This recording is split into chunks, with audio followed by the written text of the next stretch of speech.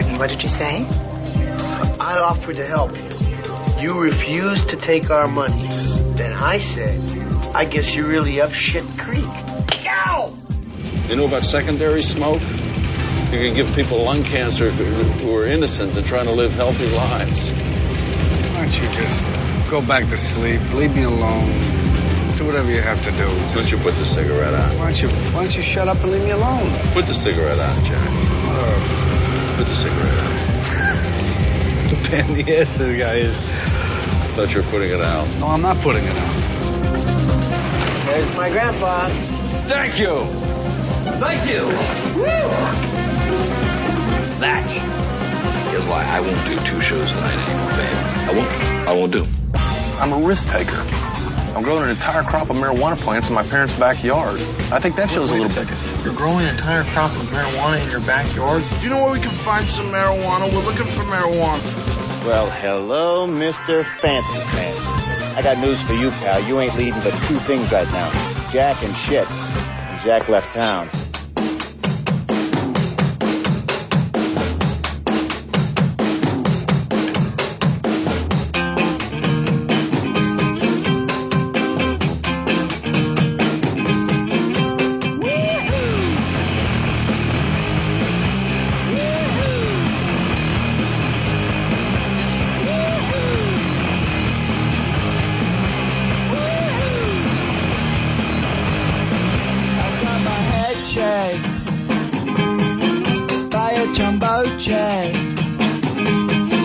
It wasn't easy, but nothing is. No. When I feel heavy metal, and I feel that I need when I lie and I'm easy all of the time, but I'm never sure why I need you. Please let me down.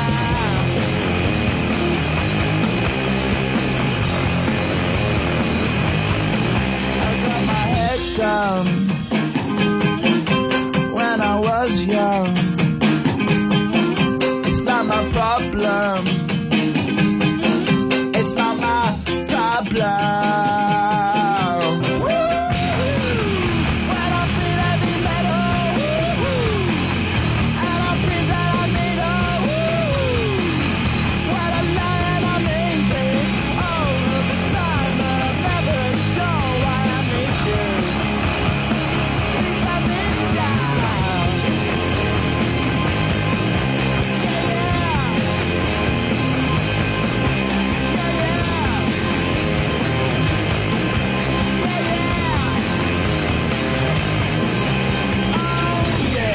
Ron and Fez show. You know, Earl was watching MTV at midnight on New Year's Eve, Fezzy. Earl, I swear to God, if anything gets on TV the following day, it's played on this show. Got that TV mind. I can't help myself. You really do. Good thing he doesn't watch TV Land. We get the Brady Bunch theme to open with. Why even bring that up? Oops. Why even bring that up?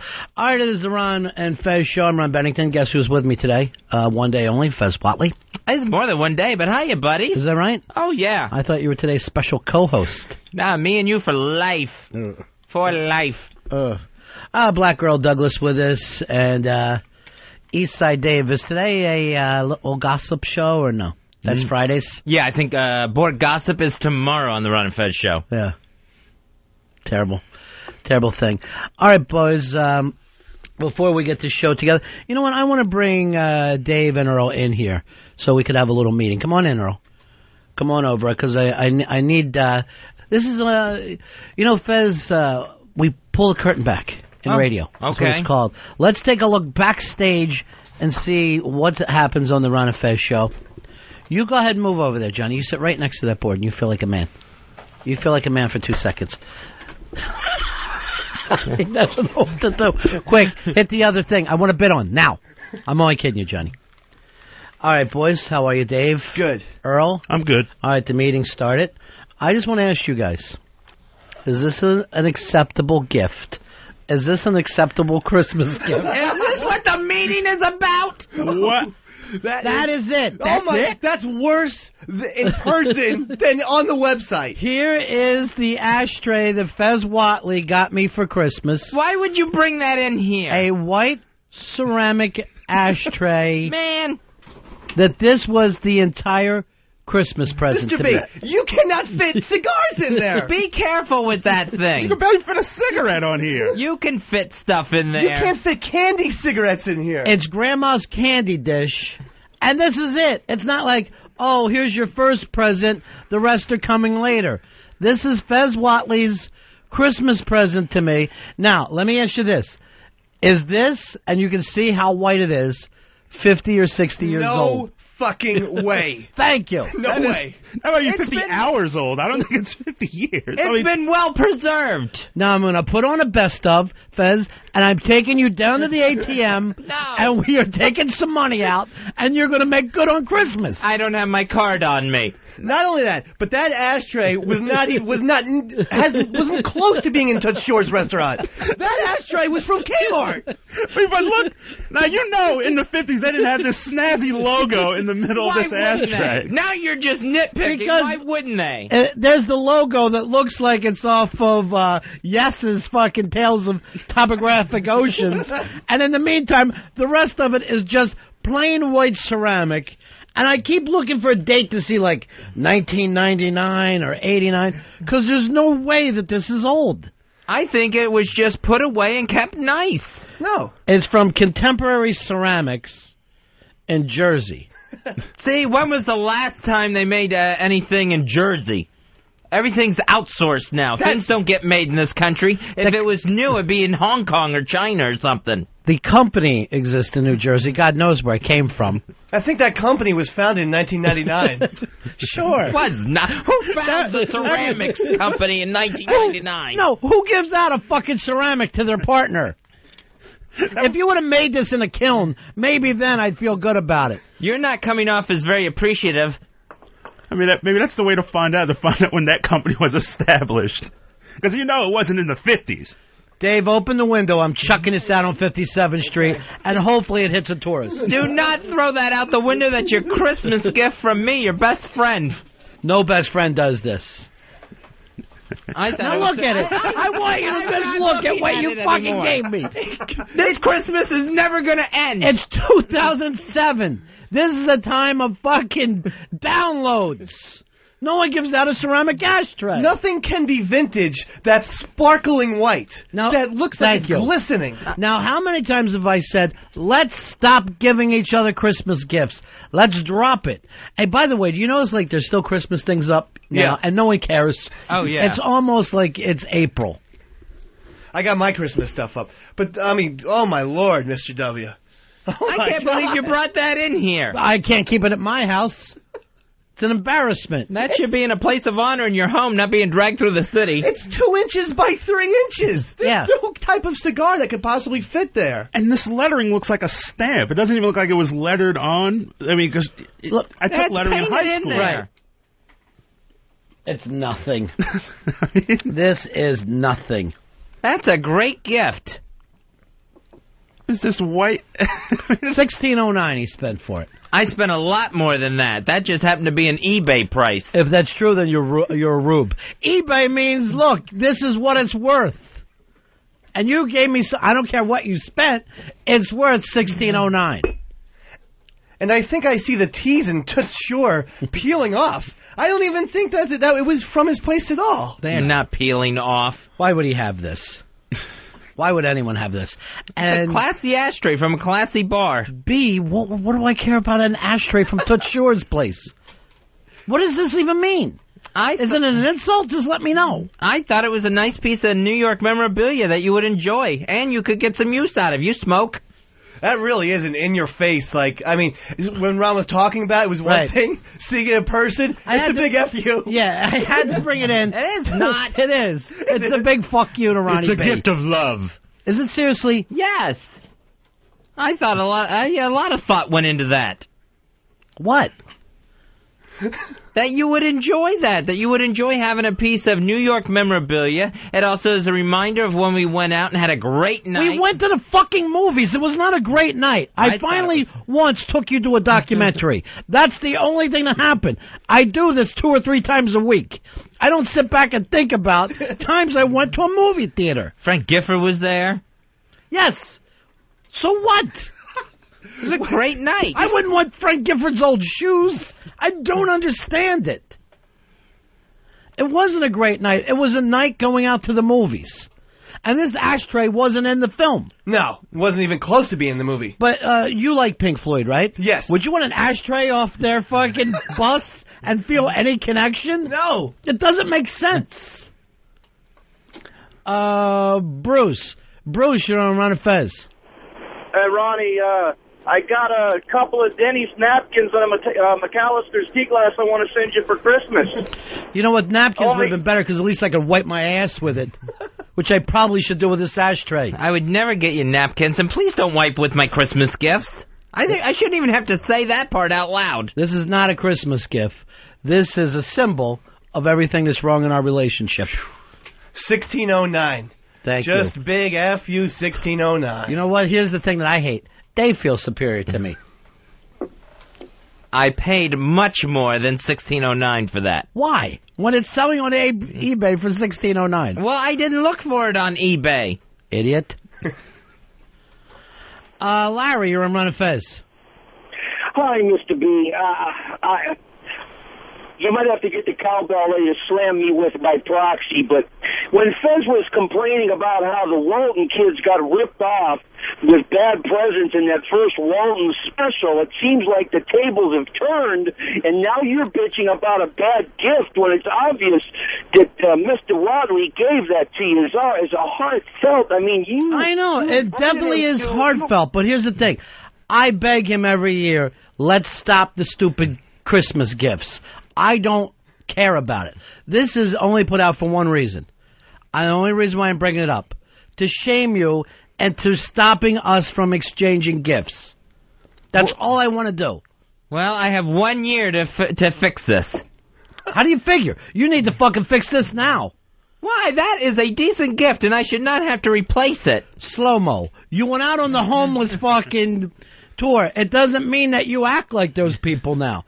All right, Bronx Johnny wants to help. To be fair, though, what did Dave and Earl get you for Christmas?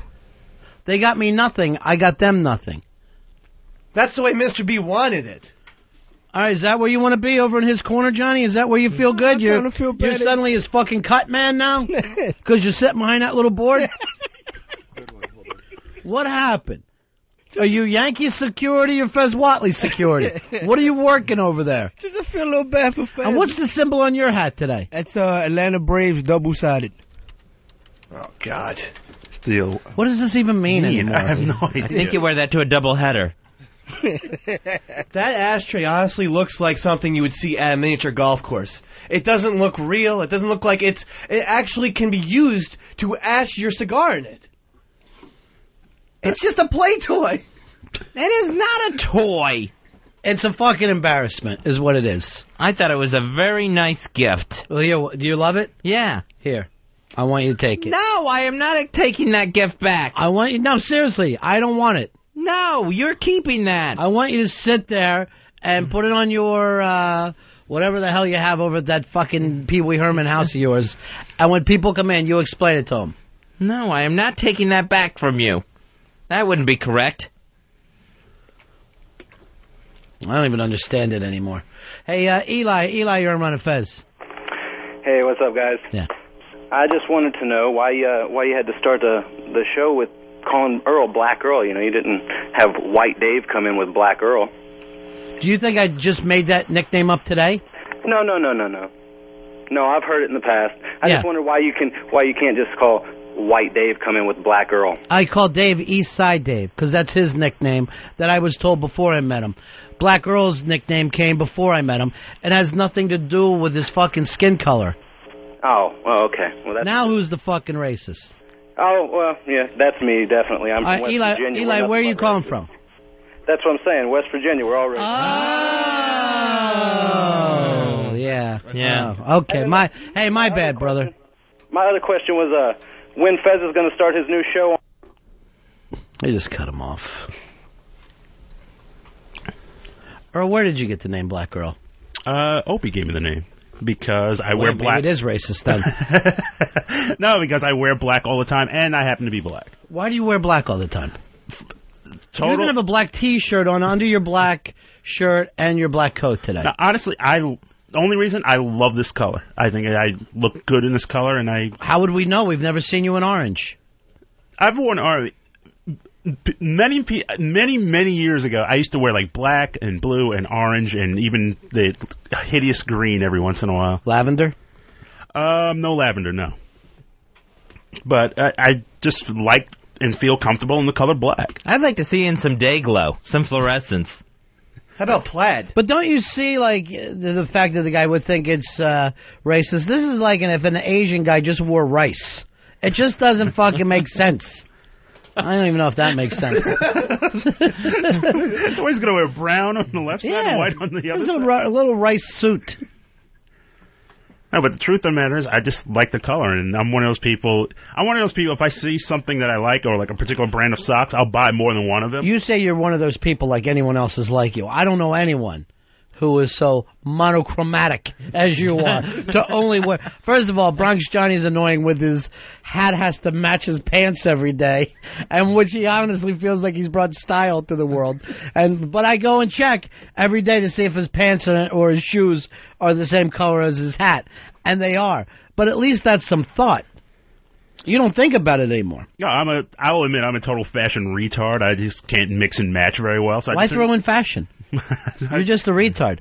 I think Einstein used to do this. He wore the same pants, same color pants, same shirt. He had like black pants, white shirt, and went and got a ton of them, so he never had to sit and think about anything in the morning. He could just think about physics. I can understand that. You try to simplify your life with it.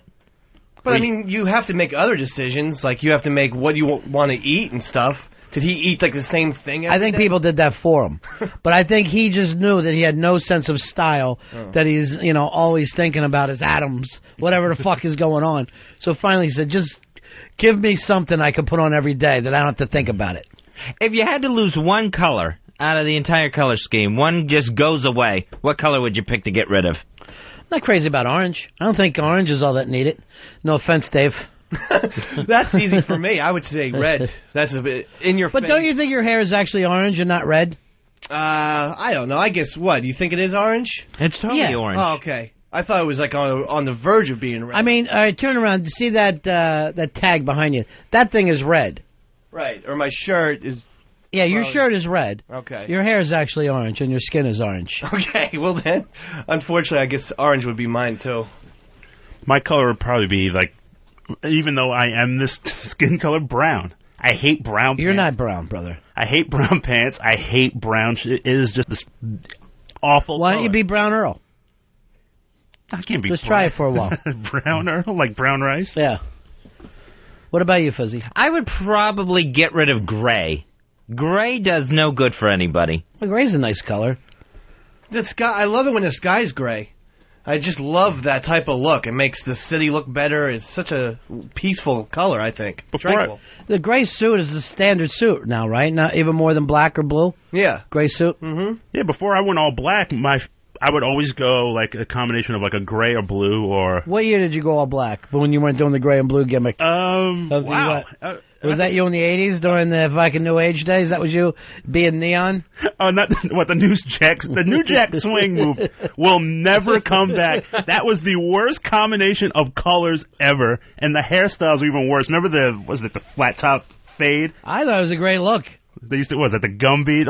It was awful. And then the girls would wear these just giant earrings the size of their heads, with one would be red and one would be yellow. It was the most awful color combo. But I went all black, I think, in like 91. Really? So this is like 15, 16 years of you. Yeah. Just streamlined and black. Because, I mean, that was the entire changeover. I mean, that's when I started shaving my head. And that's when... What happened? Some girl broke up with you? No, Somebody break your heart? I used to get my haircut every 2 weeks, and then one day I just said, get it all off. I want nothing on there. And I went, wow, I really like this. Don't you miss the barbershop? Or as you call it, the black man's CNN? The barbershop rules. I mean, one of these days, just got to go and put a. I know MTV's done a show. They did do that show. It ended up being too fake, though. Instead of just being real, they had all kinds of shit set up. And I think Showtime did one too, which I think was a little bit more raunchier and a lot more funnier. But I mean, the barbershop is like the one place where guys could really be guys. But white people aren't that way. We don't make a big deal about the barbershop. I can't have my barbers yelling all the time. Screaming at you, you don't know. The nice elevator music on the background. Right. Don't really talk to me, in fact. Yeah. We actually get a shampoo in our place. There's chicks there. It's not some fucking macho... It's just the odd backstage feeling that you have, yeah. It's just like this odd clubhouse type feeling where you can literally talk about anything openly, and the conversation ends when you leave the barbershop. When I'm getting a haircut, I love it when those first couple of minutes of chit-chat with the barber is finally over. You tell him what you want. Yeah. He'll maybe mention some sports thing or something like that, or did you see this on the news? And it'll go away. If you don't engage him, it'll go away. Because I like to just sit there and get my hair cut. Oh, I see. I don't even wait for it to go away. I go, just cut my hair, sports fan. I fucking talk for a living. I'm not here to fucking go over the Mets fucking trades with you. I just want the haircut and out of here. Black people treat the barbershop like a bar. I mean, white people argue about sports and boxers and music. That's where we do it. I don't know why you have to get a shave and a haircut. They'll argue about who is better, Joe Louis or Muhammad Ali. Well, you always come. All right, now you're going back to the Eddie Murphy bit. Yeah, I'm totally everything is down an Eddie Murphy bit. His mama called him Clay. I'm going to call him Clay. I don't see how you support a family. Tell you the truth, cutting black people's hair all day because you know the tips aren't flying. But the tips, they do tip. I used to tip. How, what, a quarter? $1. And with all the talking, how many heads are getting done during the day? 3? No, but you got to get there. I mean, and the place is packed every day. You'll have. Of course it's packed. There's no movement. The fucking backup is unbelievable. It's got the best TV on the block at the barbershop. But Fez has got a point. Do you want to discuss world fucking event? I mean, you don't want to do that when you go to the DMV. You know, you just want to get your shit and get out of there. You don't want to start hearing about I don't know about this Carrie Underwood. I don't think she's going to go all the way on Idol. You just want your shit and get out. There are people that want to have conversations with you, and I just don't want to have them. Yeah. Any cab driver who wants to start a conversation, I don't want to listen to them. Bro, that hasn't happened since 58 in this town. There's no fucking guy driving a cab here that could hold a conversation with you. Well, at least not in English, anyway. They're always on the phone. They always got a phone in their ear, and they're talking all the time.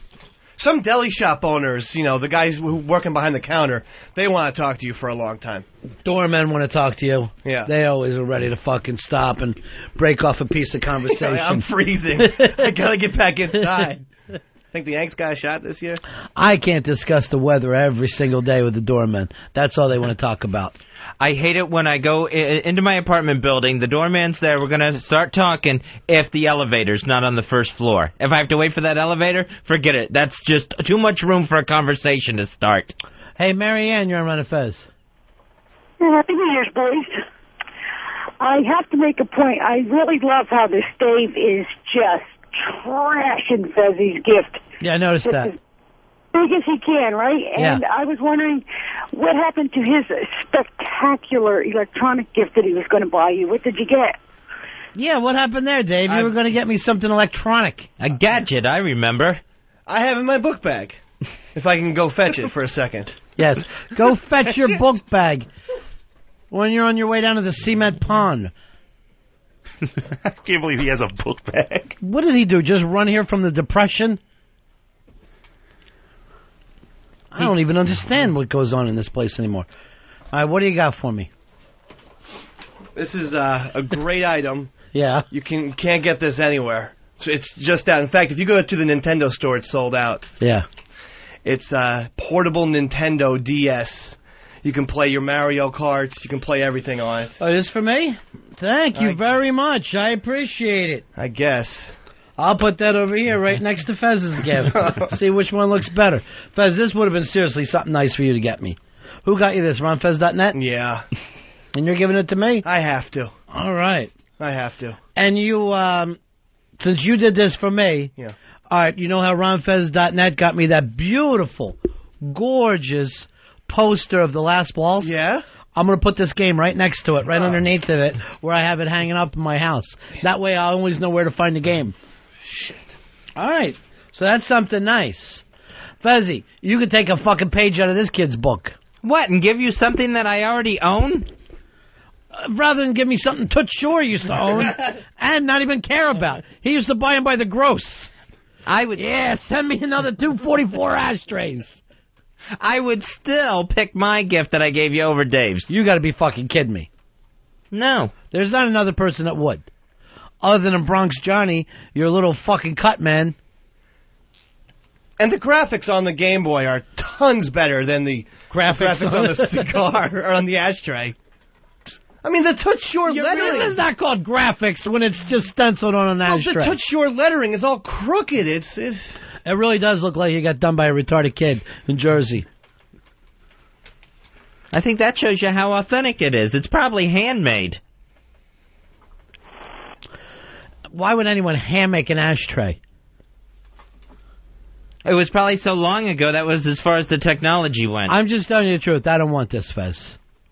And I'm going to sit it here. You have to take that back home with you. You leave it in here, something could happen to it. Yeah, that's what I'm hoping. Someone will steal it. Some elderly fucking bar fan will steal it. This takes me back to the days. For some reason, I thought it was bigger, too, because I thought it would be like the size, like almost like something just a lot larger. But here's what I don't understand. We go out to a movie, a documentary. So he thinks I want an ashtray from the thing in the documentary. That's what I don't... Yeah. Out of all the memories me and this guy have, this is the one he wants me thinking about. It really seems insane now. We went to a... It seriously is. It seems almost stalker-ish or just bizarre. Yeah. Aaron. Aaron, you're on Ron and Fez. Hey, I was going to say, at the very least, Fezzy could have thrown in one of his snugglers to go along with the ashtray. Which, by the way, went nowhere. And I think that they're closing their doors. I would have the feeling, I know we haven't heard from anyone, but I would have the feeling there was a lot of disappointed kids come Christmas morn when they didn't have snugglers under their trees. Well, if they need to, they're selling them 10 for $1 right now at Walmart. Along with 50 Toots Shore's ashtrays. That is not a Walmart gift, Eastside Dave. He's ripping you. I mean, I'm just trying to point something out. He's fucking taunting, though. No, I'm just pointing it out. Pointing out what? Fez's shortcomings as somebody who's doesn't know how to buy Christmas. Who else did you disappoint this year? I don't think I disappointed anyone this year. What'd you get your pop? I got my pop. I got him a suit. Holy fuck! I'd love to have a brand new suit. Here's JD. You're on Ron and Fez. What'd you get? Is that the funeral suit? That is awful. Hey, don't worry about a thing. You're going to go out looking like $1 million. Oh, God, that's the worst. Is there a back to the suit? Yeah. Or is it just the front? It just doesn't come with shoes. JD, you're on Ron and Fez. How we doing, fellas? Listen, Ron, you always listen to something. You went the whole show yesterday and didn't hit that redheaded shit dick once with the cowbell. Yeah, I don't know. Maybe the cowbell thing is over. You know what? It's starting to seem like it's too violent to me. Dave is an employee here. He's not great, but he gives his heart to this show. Yeah, thank you. Why should he be hit with cowbell after cowbell every day? Yeah, or at least, I mean, or just let me recuperate me. By the way, that whack bag cowbell, I was just chucking that around for fun. I'd end up killing you with that. Yeah, oh, yeah. The new one? That's more lethal than a lawn dart. Yeah. Like throwing an anvil at somebody. Yeah. That thing looks like a combination cowbell barbed wire that's got such jagged sides on it. Yeah, and it's really heavy. I mean, you could crush an ashtray with that thing. Don't. Have you noticed all Fez's gifts are so old school? Like ashtrays, old suits, and a quilt, and the quilt. Remember? Where did an old suit come from this? You got your dad a zoot suit. Had a big fucking chain hanging down. And a quilt was one of his ideas. It was a brand new suit. Was it? Yes. It's not like I went to the thrift store and picked it up. looking for something in his very stout size. Now, did you have them measured, or did you just buy it off the rack? It was one that he went and picked out. He thinks everyone is George Burns. What does that even mean? Cigars, suits, and quilts. Cigars, suits, and quilts. Everybody's fucking, the whole world is elderly vaudeville to this guy. Why don't we go down 21 Club, Fezzy? There, you got old they got old ashtrays down there. I would only go down there to get you a lawn jockey. We actually should go egg. You know what? You're getting this. White people are so scared of black people. We ought to go down there for dinner one night. I would love in to do between that. shows, yeah. Why don't you grab that credit card of yours? We'll do it any day. Elo's taking us out today, right? Yeah, we're going out with Elo. Everybody, let's crush that fucking meal. Seriously. Double steak them. Oh, yeah. Double steak the son of a bitch. I'm going to steak them up. I'll have the steak for two, please. Appetizers, desserts. You got to do all the courses. Fez, wear your fucking coat with the rubber pockets. The Jimmy Schubert coat. Jimmy Schubert would wear fucking coat. He had rubber pockets in it, and he would steal fucking soup. He would literally steal soup. It's a brilliant idea. Yeah, well, you know, he's a brilliant guy. You know that from that Sears commercial. Riley. Riley, you're on Ron and Fez. Hey, buddies. Hey, how are you, Riley? Good. How's it going? I just wanted to call Dave out. I can't believe he regifted the RonFez.net gift. Well, I was in a desperate situation. And You're calling out Fez because he gave an ashtray to Ronnie, but you didn't even put any money out. That's true, and I'm going to tell you right now, Riley, I'm keeping this thing. Well, let me tell you, You should keep it. Wait a You second, deserve it more Riley. than him. I bought 5 games. Ron gets the whole package. He doesn't just With the 5 games? He gets the 5 games in there as well. So that's about $150 worth of games he's getting. But I'm going to let it go a lot cheaper on eBay. Seriously, it's going to be a nice deal for somebody. Plus, that comes really from my heart. Because I've been playing that thing for a week straight. No, it came out of your book bag. Yeah, you're lucky you didn't get a Pop-Tart, Ron. Why do you call it a book bag? You carrying books around? I got It probably has a Trapper Keeper in it. Got some folders. Oh, by the way, Riley, we had a message left for you. Did you? Yeah. I have no problem with Riley. Luck, I don't even know who the fucking cunt is, but for any of those fucking mods to fucking ban me over some bitch that has been around for 4 fucking months takes a lot of fucking balls. And for Mikey Boy to give me a fucking message that says, I'm too tired right now, I'll deal with you in the morning, fuck that shit. Fuck that. You deal with me now. I only fucking call in. I only fucking answer the show. I've only been friends with fucking Eastside Dave for 6 fucking years. For me to fucking be pushed aside and to still be banned in the morning is bullshit. Is absolute fucking horseshit. I don't fucking matter. Like, I don't fucking add anything. Some people that come out to those fucking Ron and Fez fucking parties come out and fucking want to say hi to me. Well, Riley, you're going to have to dinner with that guy? I can't wait for him to whisper sweet nothings into my ear. Yeah, it sounds dangerous, doesn't I am it? requesting him to say that. All right, Riley, sorry you gave your gift away. No, it's okay. Hey, listen, I also wanted one more thing to add. Mm-hmm. You just may want to check the authenticity of that ashtray because supposedly only the maroon ones are authentic. So it says he got jerked. That's kind of wrong. Well, this definitely isn't real. I'm really starting to agree with Irish Alky here. I'm beginning to see his side of things. No, Fezzy, I want you to look I don't want at you this. to get screwed over. And I want you to be totally honest. Is this ashtray 60 years old? I thought it was. Yeah. Now look at it. Doesn't it look a little too shiny to be 60 years old? It's not beaten down at all? I will admit this. It's very well preserved. And you would think, how many times would this have went through a dishwasher if it was a bar ashtray? Maybe it was gently hand washed back in the 50s. Even then, I don't know whether you've ever seen the way this lettering would take a washing. I bet if we washed it every day here for 2 weeks, you would see those letterings fade. I'm beginning to think I might have gotten taken on this. You got taken or I did? Thinking that you're my partner and that you're going to give me something fantastic this year. It would have been me. I'm the one who fell into their trap. I'm the laughing stock of my family and now my show. So, believe me, if you set out to really crush me, hey, Fezzy, congratulations. Perfect gift. That was not my intent. Oh, look who it is. It's our buddy Mikey Boy. Mikey Boy. Hey, guys. Ron, first of all, I want to hope you have a good time with the Nintendo DS, and I want to let Dave know no Christmas gift for you next year from Ron. Wow!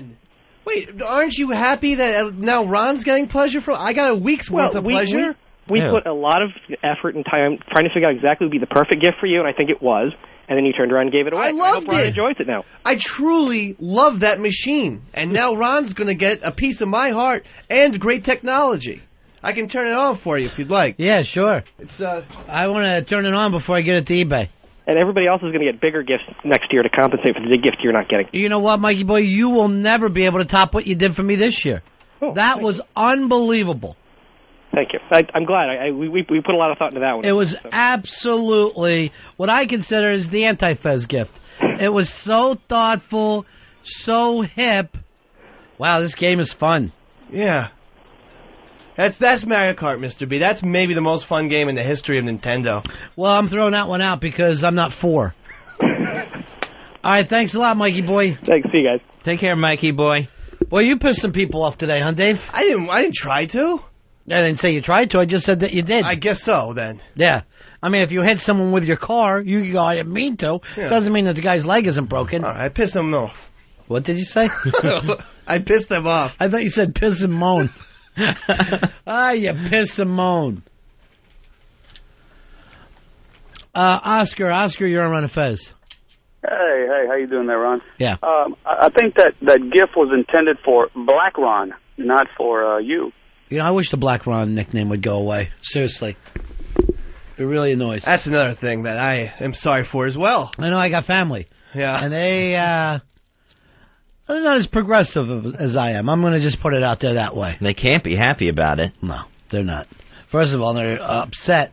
My dad wanted to beat you with a stick over this Toots Short thing. Well, tell him not to, please. Maybe you should get Mr. B's dad's suit. It really is. The lettering isn't lined up properly. No. You think I should put this on eBay? Yes. You honestly think I could go get more than $16.09 for it? No, I don't think you should put that on eBay. That's a gift to you. I would hate to wake up and see that on eBay. Oh, so you do go to eBay? Oh, I've gone to eBay before, but I didn't get that off of eBay. Thank you. That wasn't an eBay gift. I paid a lot more than the $16.09 for that thing. Highway 1609, Fez drove down. What's that even mean? There's no highway called 1609. I think in some parts of the country. Never. You're really grasping at things to try to slam me here? I've never heard of a highway over 1,000. Smaller states. Why would they have higher numbers? Larger. Texas, Alaska, Dayquil. So you don't know what you said, Dayquil? High on Dayquil? Yeah. Last night on the FM show, you fucking said some kind of crazy... he got into his own governor and made no sense at all. There was a point where you yelled out crazy shit last night. Fez yelled something that I didn't even understand. I think it stopped being our language. And then also Earl started yelling about Nixon when nobody knew what he was talking about. I was out of my skull. I just heard Nixon, and I just have so much pent-up resentment towards Richard Nixon. Why do you hate Richard Nixon? He freed the slaves. Lincoln freed the slaves. Nixon was an awful president. I thought it was Nixon that freed the slaves. Earl was like 2 when Nixon was in office. What do you care about What's your beef, Earl? Remember that little plan called Urban Renewal that kind of blew up in everyone's faces? I mean, Why don't you want the hood looking a little nicer? Spiffed up. No, it was going to be spiffed up with the black people moved out of it. That was the whole urban renewal plan. Well, it's working for Nolans. He did free trade with China. That allowed them to make Toots Short's ashtrays for Nickelodeon. Fez. You are an ass and you will pay for this. What are you going to do to him? I will think of something. I will think of something. It's not going to strike fear into people. Hey, Bob, you're on Fez. Lost your buddy. Let's go over to our buddy Turtle from Whack Bag. I love the Turtle. How you doing, Turt? Hey, buddies. Happy New Year.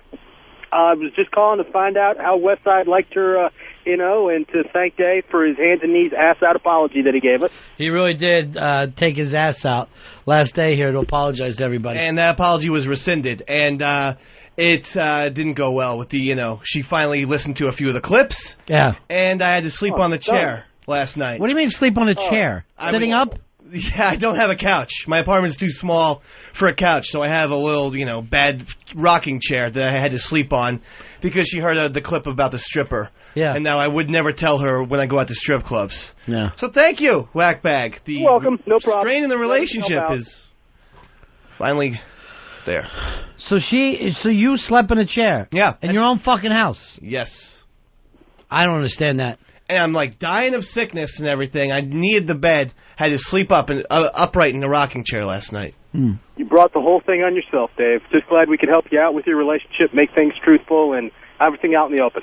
See ya! Peace. Rocky, you're on Ron and Fez. Hey, I just wanted to tell you guys, I hate to agree with Eastside Dave, but there is a 1960 highway in Houston, Texas. I'll send you into the big-ass prize closet. Dave, you pulled that one out of your ass. I apologize to you. Thank you. Hold on, buddy. We'll get you a copy of the 9 Live sampler from Robert Plant, courtesy of Rhino Entertainment. You can check that out on rhino.com. Once again, I don't understand anything there is about Texas. It is just one wacky place. It's the big state, though. They do things bigger down there. Tell that to Alaska, my friend. Tell that to Alaska. There is no other state that says don't mess with us. You never hear anyone saying don't mess with Iowa. No, it's don't mess with Delaware. They're they're like a little chicken hawk. They're very, very feisty. Oh, no, they're Delaware? Teresa, you're on Ron and Fez. Hello? Yeah. I play my children's DS like 4 hours a day. I'm playing it right now. And then what do? Eat Vicodin? No. Then I do homework with them. But really, during the day, I play this nonstop. What's your favorite game you play? Well, it's Mario. I'm just Mario 64. I did that. I have 3 stars on my name. Now I'm up to Yoshi Island. All right. I'll have to start being friends with you, Teresa. Yeah. Now that I got a brand new one. I had the feeling the kids are eating candy bars for dinner. What color did you get? White. Oh, okay. Why? What color is yours? I have a pink and a black one. Oh. Something wrong there? Yeah. Mm-hmm. All right, honey. All right, bye. Peace. Now, did your little emergency test go off okay, Earl? Yes. And it didn't bring down the house the way you were trying to tell me in our little pre-show meeting? No, it did not. There was no reason for me to even care about it? You're absolutely right on that. Thank you. Thank you very much. Hey, Dan, you're on Ron and Fez. I lost you, buddy. Here's Captain Bag. Captain Bag, you're on Ron and Fez. Hey, buddies, love you guys. Thanks, man. Hey, I'm hoping to hear the cowbell on this one, Ronnie. Mm-hmm. And I think I need to call bullshit on Dave's gift that he gave you. Why's that? If I remember right, on you guys' last show, he was so excited when he got that Nintendo game, but then he also put a shout-out to his mom saying, I think, Mom, I might get 2 because he put that on his list for his mom. So I'm thinking he was kind of being false and giving that up to you because he's probably got one back at home that he got from his mom. No, I don't care. I think it's embarrassing that a guy who's 29 has a Christmas list for his mom like he was 8. No, that absolutely is not the case. Plus, Ron can see that this is played with and everything. And what I did was, Mario Kart. It's awesome. And then what I did was I returned my mom's thing and got games with it. David, you're on Ron and Fez. The guy from said that there's a highway 1906 or 1960. 1960. Is a liar. There's not? No how. There's a rural route. There's not no highway. All right, yeah, I need to take that prize back then. Wait. Because you didn't yell rural route, Dave. And that if that was it, I would have backed you up 100%. That's semantics. No, it's not. Dave, you suck. A rural route is nowhere near a highway. I'm going to tell you the truth. I'd never even heard of a rural route before today. It must be like a service road. It must look like that new Quentin Tarantino movie when you're driving down there. Sounds very highway-ish to me. Or you're going to end up at the Titty Twister with a bunch of vampires trying to kill you in the middle of the night. I think it's close enough. No, it's not close enough. All right, maybe I'll send him in the big-ass prize closet and give him this. There you go.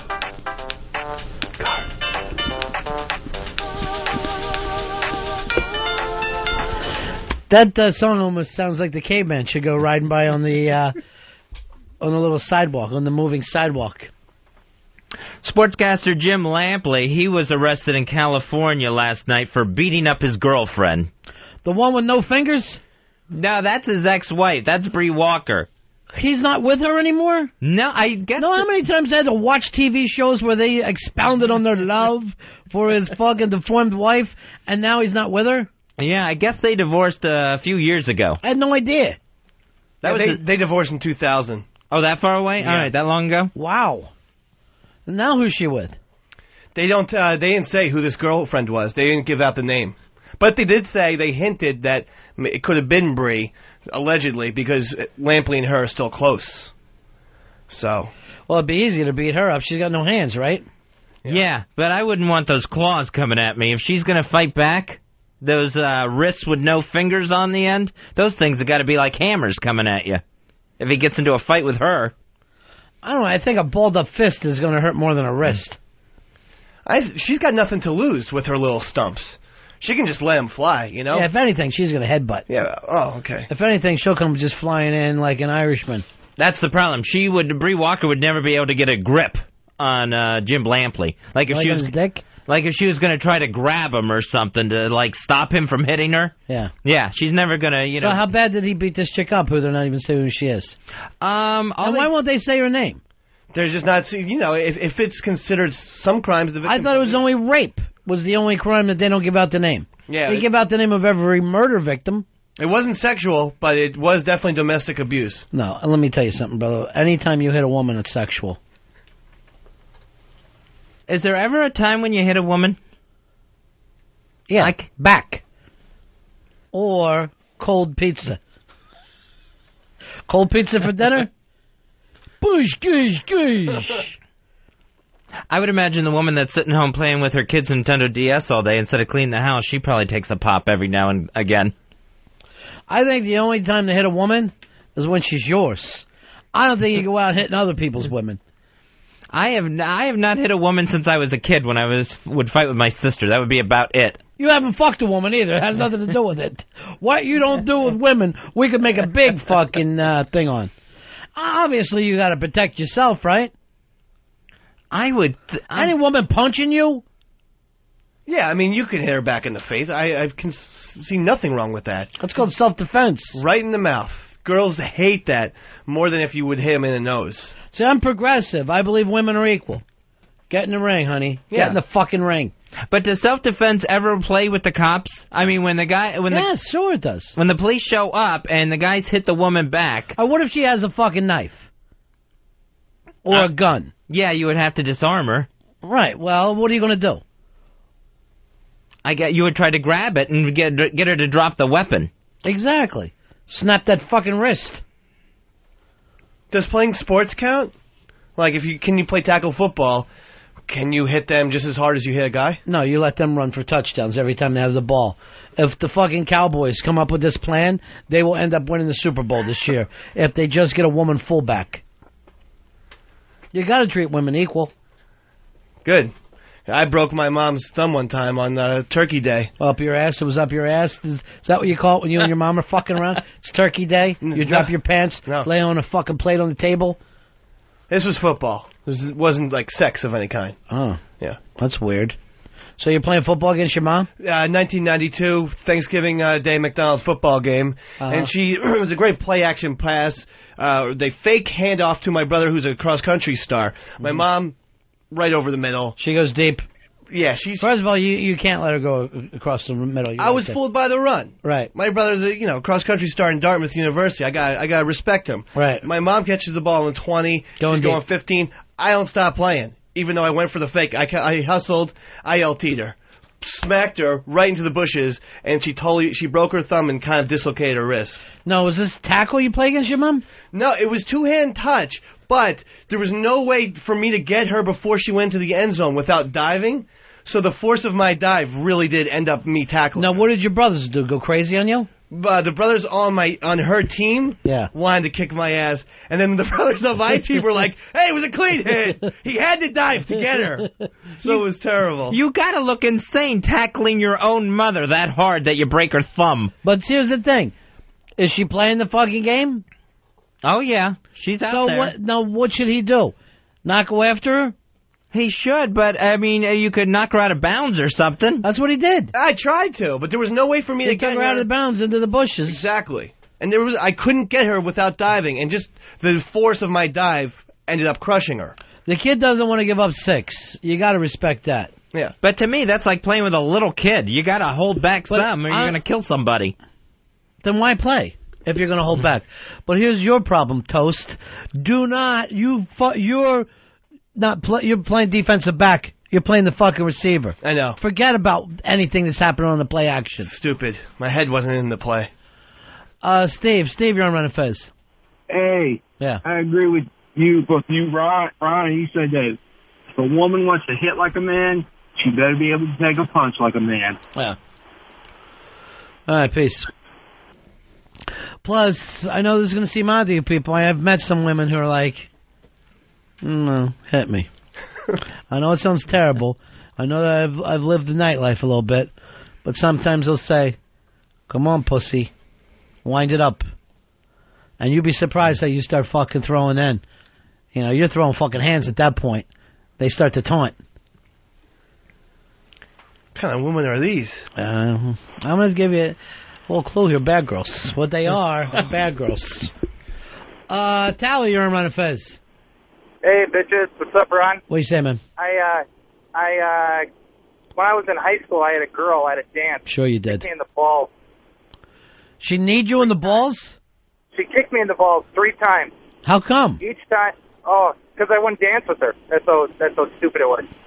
And each time that she kicked me, when I went down, I went up to go after her, and my buddies grabbed me, and they, you can't do it, you can't do it. After the 3rd time, kicked me after I got up. She tried actually kicking me a 4th time, and I grabbed her leg, and I smashed her knee, and I pulled her in, and I just clocked her. And the cops came, and I spent the night in the clink because I hit her, and nothing happened to her. Now, what state are you from? Minnesota. And out there in high school, girls are still hitting boys. Oh, God, yeah. No, I had no idea. At the barn dance. Well, but then again, this is northern Minnesota. Oh, way up there, almost Canada. Oh, yeah, we're like 20 minutes away from Canada. Yeah, you're practically, you barely are even fucking Homo sapiens up that way. You're still some kind of missing links. All right, that makes a lot of sense to me. The girl worked part-time as a trapper. Just a tough broad. Jimmy, you're on Ron and Fez. Hey, what's up, guys? Dick Holder 451. There they are. Face. Yeah, my ex-old lady found out I was cheating on her with her best friend. Yeah. And came at me with a baseball bat, and when she swung it, I ducked and had a reflex, just popped her in the mouth. And she called the police, and they arrested her. They arrested her for swinging a bat at you? Yeah. They said I was just defending myself. Yeah, I think that you are just defending yourself. Everybody's got a right to defend themselves. Or if she says something about your mom, of course you're not going to fucking take that either. Jim Lampley, he may be a hero for all we know. We don't have the whole story. Obviously, it looks bad up front. He punched a woman with no hands. Sure, that's not... He beat up a deformed woman. Right away, it doesn't sound good. We don't have all the details. We don't know if it was Bree Walker, his handless ex-wife. Really? Yeah. I'm just going to assume that was. It makes for a better story. It makes a better picture in your mind. Rob, you're on Ron and Fez. Hey, guys. I thought I'd settle this dispute about the 1960 issue once and for all. Good. It's not a rural route or a highway. It's a farm-to-market road. FM 1960. Yeah, take that price away. A farm market road, that doesn't count as anything. FM. That's a dirt road. FM 1960. FM 1960. FM, no static at all. It's a trail. Yeah. There you go. So it's not a real road, right, Rob? It's a long, real road. So it's a FM 19 farm to market road that's been around forever. It's not a highway. It's not a rural route. just a long road. All these other guys calling in don't know. How could something be called a farmer's market road, though? It's one of the it's one of the old highways before there were really paved roads. Sure, like Apaches used to. Yeah, it's an old Apache path.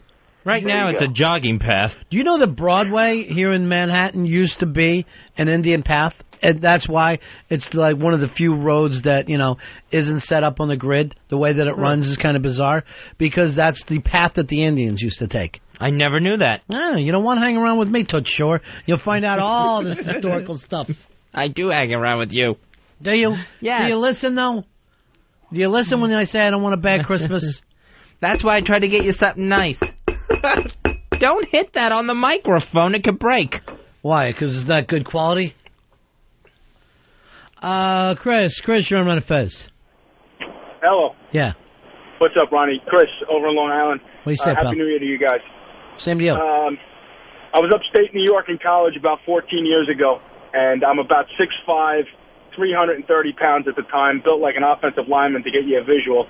And a girl at a bar spit a whole cup of beer in my face. I was 3 sheets to the wind, about a bottle and a half of Captain Morgan's away from passing out. And I just laid this broad out freaking hard as I could. And really got some great laughs in the bars because she was a real county upstate trash. No teeth. I didn't knock any out.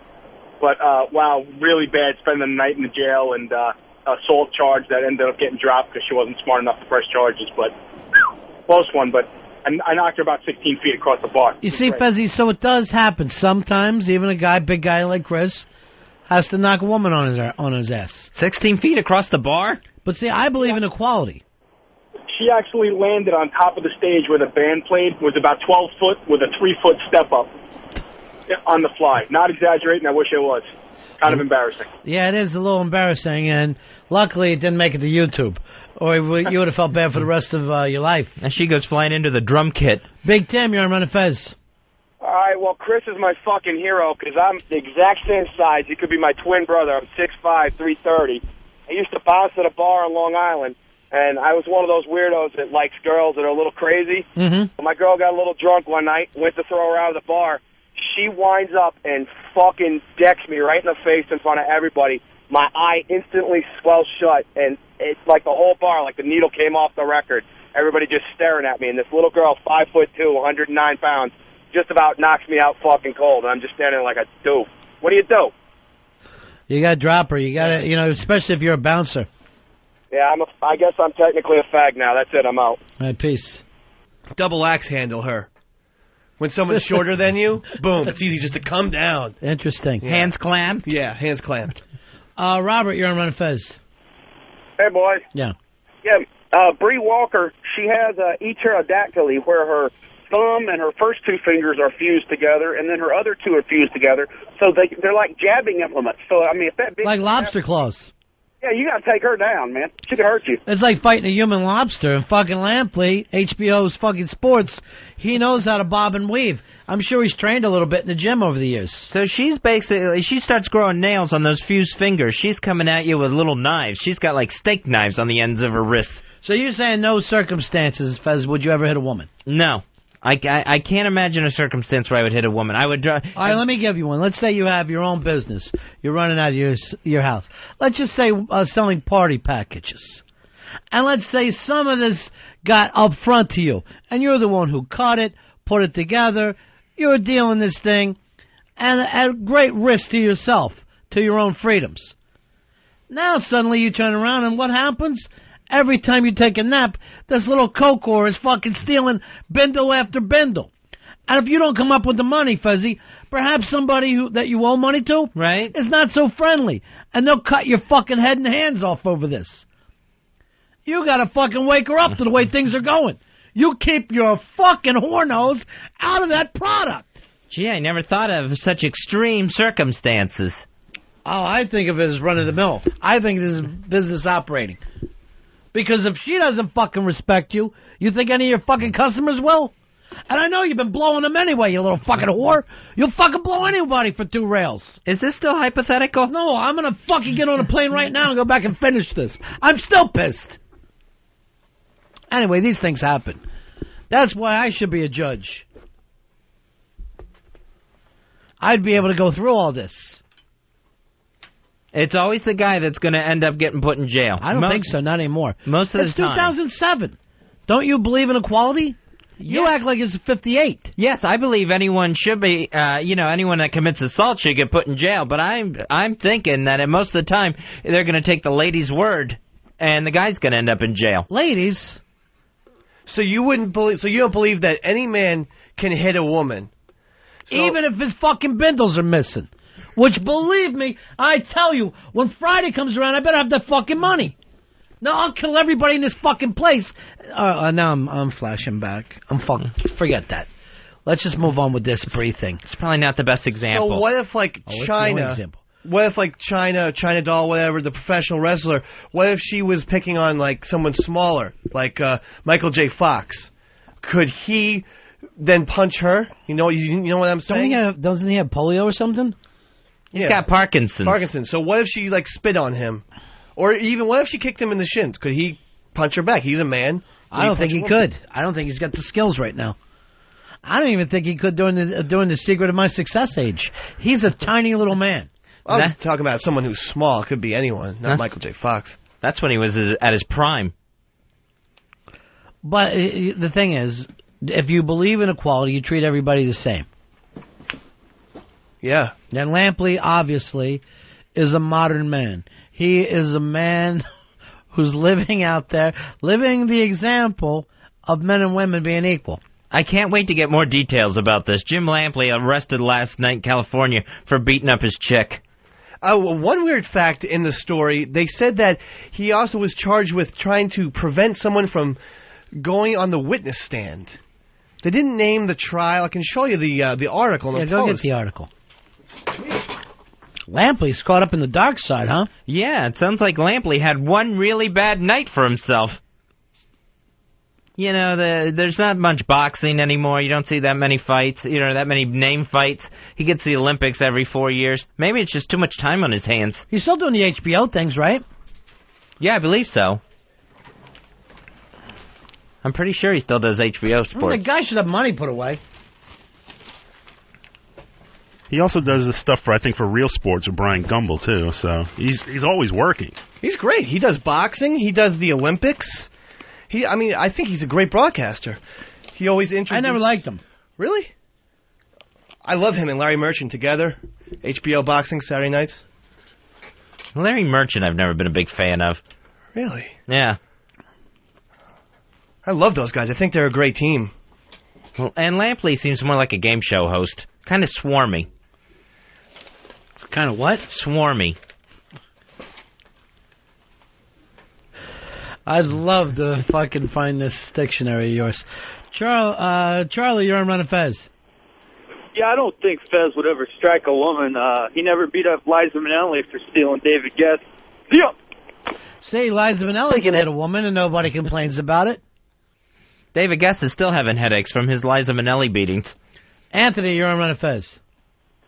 Yeah, I wanted to talk about this chick in college that was bothering me. Yeah. And at a party, and she kept bothering me. She found out that I wrestled in high school, so she kept pinching me under the ribs, trying to get me to wrestle her. So finally, I kind of lost it, and I had about 100 pounds on her, so I double-legged her. And in the process, she busted her lip wide open. It was bleeding everywhere. So I had a group of guys kind of, come back to the apartment and try to do a little riot action, like I was Frankenstein or something. Right, like everything. Yeah, like now they're burning torches outside your house. Yeah. Now you're the fucking animal. Slapping her in the side of a recliner. All because you believe in equality. All because you support the women's movement. What is wrong with that? Should have gotten his friends in Frankenstein that bitch's house afterwards. What did you... How are you talking now? Did you just get ghetto on me? No. What are you doing? I'm saying get the pitchforks, go to her house. You just said that bitch's house? What are you, hanging around with Bronx Johnny so much you don't know what you're doing anymore? Chris, you're on the Ron and Fez show. Hey, guys. Yeah. Hey, I live 3 miles north of FM 1960, and I want to assure you that it is a major highway. It's 4 large paved lanes. It's not an Apache trail. It's not a place for Mexicans to cross the border on a little trail. It is a major highway. Are you telling me no Mexicans are running down that thing at all? Well, I don't know. Sometimes you might see some, but, it's a major highway. So it's more than just borough traffic. All right, put the prize back in. Prize goes back take in. it All away. right, thank you very much, Take it away. Chris. That's a major highway. Yes. Fan, you're on Ron and Fez. Hey guys, how's it going? Yeah. Good. I just want to say, Eastside Dave, he should have thought about it a little bit. China Doll against Michael J. Fox, he could take a hit like that. He'd just shake it off. See ya. I'd crush I just meant someone small. That was the wrong choice. I'd crush his fucking chest one shot. People are hung up on the disease. Seriously. Just want someone of small stature, that's all. I'd cave that fucking chest in. I'd break his fucking sternum. Well, there's no reason for that. To prove a point. Well, Family Ties was a great show. Was it? Yes. Here's Kind Bud. Kind Bud, you're on Ron and Fez. Hey, buddies. Yeah. Hey, I hate to be on the fag in the rooms team, but I don't know if it's a Georgia thing or a fag thing, and Ron, don't say they go hand in hand, but I believe they do. You never, ever, ever hit a woman with your fist. Maybe open-handed. Never with the fist. So you're saying slap her? Worst case scenario, just get her off of you. Push her back open-handed. Never hit her. Okay, let me go back. Bindle missing. And I'm talking about a woman who not only can take a slap, she asks for it. You keep your shit like, in wake your me safe. up when we're fucking. I need a little fucking, I gotta get the blood flowing. Backhand me. Keep your stuff in your safe. All right, peace out. Fez, a lot of people agreeing with you. You're really picking up a lot of fans today. Yeah, just Kind Bud so far, I think. No, it's good, though. You and Kind Bud. He is a Kind Bud. Stop pushing yourself as a fag, though. Put yourself out there as you are, co-host of this show. Yeah, I don't remember ever pushing that aspect. God, this is a terrible present you gave me. Fucking ashtray. I know, I really wish you had kept it home and not brought it in here. I'm just going to put it over there. I'm going to put it near the, here's what I do. I'll throw it over here in the corner next to the fucking present that you got from Bobo. That's the portrait Bobo made of me. Why don't you take that home and hang it up like I do?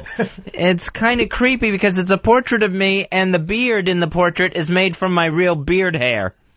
Hey, Bobo wrote us a song today about Mikey D and his predicament. Mikey D, I don't know how to put this, but he was having sex with his... I'm going to put this as gently as I can. He's having sex with his wife. She's a maniac. She's throwing it around. Finally, he misses. I guess with his hard on, he catches the taint at full blow. And Fezzy, he broke his dick! Oh, man. His dick actually cracked, popped, and turned black. Well, Bobo put this to a song, which now from what I understand, was co-written by Sheepy. Yeah. I had no idea that, though, but Sheepy said, hey, before you give Bobo all the credit, I co-wrote this thing, so here it is.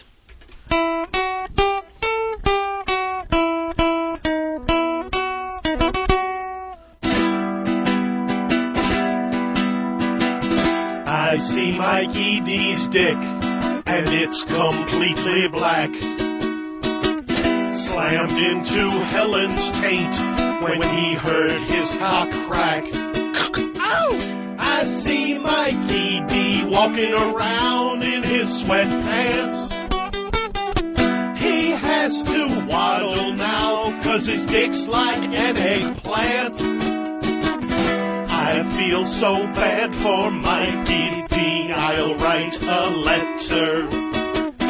I hope this song will make Mikey's sick dick feel better. Fat and swollen, his Greek pole and all the blood inside. Maybe he'd have slid home safe if he'd used Astroglide.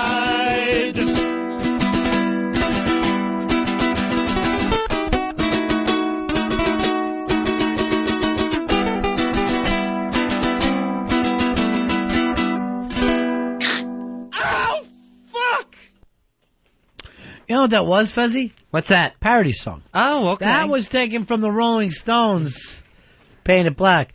All right, here's who all helped Bobo on this. It was Sheepy, Mikey Boy, Death Metal Mo, Fishhead, Riley Luck, Funkman, and maybe even others that he's forgotten. So apparently, it's 8 on a song. It took that many people to come up with that? Yeah, it's good, though, right? I guess a group effort. I never hear you doing anything since it makes you Fez. That's the last time I saw you attempt a big tune. That video's still on YouTube if you want to check it out. Is it really? Yeah, it's out there. I always wanted to get some kind of homeless shopping song on there, but the homeless thing with you, as big as it got, it just disappeared a day later. It's just gone. As fun as it was. Fortunately, it went away where people kept calling me homeless, including people at home. What? Zarek, you're on Ron and Fez. How you doing, Ron, Fez? Good, buddy. I have a little story. Something happened to me. My ex-fiance, we were driving down the road, and she knows I got a pretty bad temper. And she ended up, she wouldn't let me out of the car. And we're going down the road, and she ended up, she wouldn't stop. I told her she didn't stop. I put the car in park. She didn't believe me, so I ended up putting it in neutral. I didn't want to tear her car up. She panicked, put it in park. It grinded the gears. She started panicking. Well, then she backhanded me about 3 or 4 times. And we've had experiences in the past where she has jumped on my back, attacked me just for nothing because she's bipolar. And she ended up, after she backhanded me them 3 or 4 times, I backhanded her once real good, got out of the car, and I heard this loud scream, went back to the car, and her lip was swelled up and was bleeding out her nose. And, I felt really bad about it and everything, but, what can you do? I mean, I've told her one thing, don't ever hit me in the face, because my reaction automatically is to hit back. All right, Zarek, here's the thing.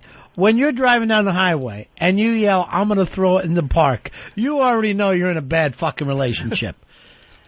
This thing is already not going to work out. When you're willing to ruin the transmission over it. Well, no. See, I wouldn't really throw it in park. I threw it in neutral. But even when you have to say that, even when the only thing I can do is kill us both, when you're at that point, you may be with the wrong woman. Next comes kicking out the windshield. It was on a frontage road. I just kind of put it in neutral. Yeah, I understand. It's not as crazy as it sounds. Started grinding gears. We've had a couple situations. So here's the thing. You warned her, don't fucking hit me, don't hit me, and when she did, you had to break her lip open. Well, basically, yeah. It happened many times before. She'd jump on my back. Now, how do you deal with this, Fez? I never hit her. I know that you're saying you can never hit a woman, but what's he supposed to do? The car eventually stopped. He could have gotten out of the car at that point. Wait a minute. Your thing is to run away? A man runs away? To get away from the situation, yeah, to defuse it. I don't see any problem in that. For a bunny? We're fucking men, aren't we? Yes, we are. Men rise to the occasion. But see, Fez, she'd hit me many times before, jumped on my back, and I never touched her once. Fez's thing would be to make fun of her shoes. To finally just start saying, well, if you're wearing old shoes like that. Sometimes. Of course, once again with you, Fez, there's a problem. Bobo. Hey, Bobo, how are you, pal? Hey, buddies. Happy New Year. Happy New Year to you. Congratulations on the song. It's a hit. Phones have lit up. Thank you. Now you're upset with Fez, though? Oh, well, I was a little hurt to hear that. I never quite heard that reason before, that because it's a picture of him and it's got human hair on it. Yeah. It's hidden away. And, I know Fez is kind of germophobic. Right. So I actually put it in a plastic covering. And it's his own hair. How can you be afraid of your own hair? Yeah, once it's off of me, it should stay away. I don't keep my piss around. I wonder. That would be good to paint with. Could you send me some, like a jar?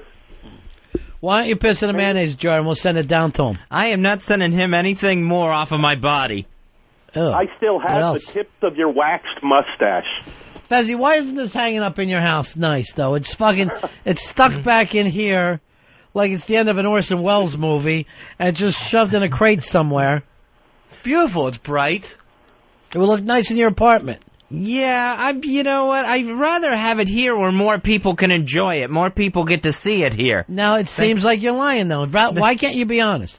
I told you, honestly, I hate your gift. This Toot Shore ashtray is an insult.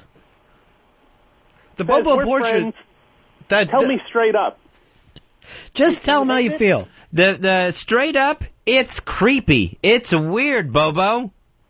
But it's from me. What would you expect? I know, but it's made out of real hair, and it's made out of my hair. Hey, Bobo, speaking of which, we talked to a guy from Tribeca, the arts thing there last night, that I think would make a great friend to you.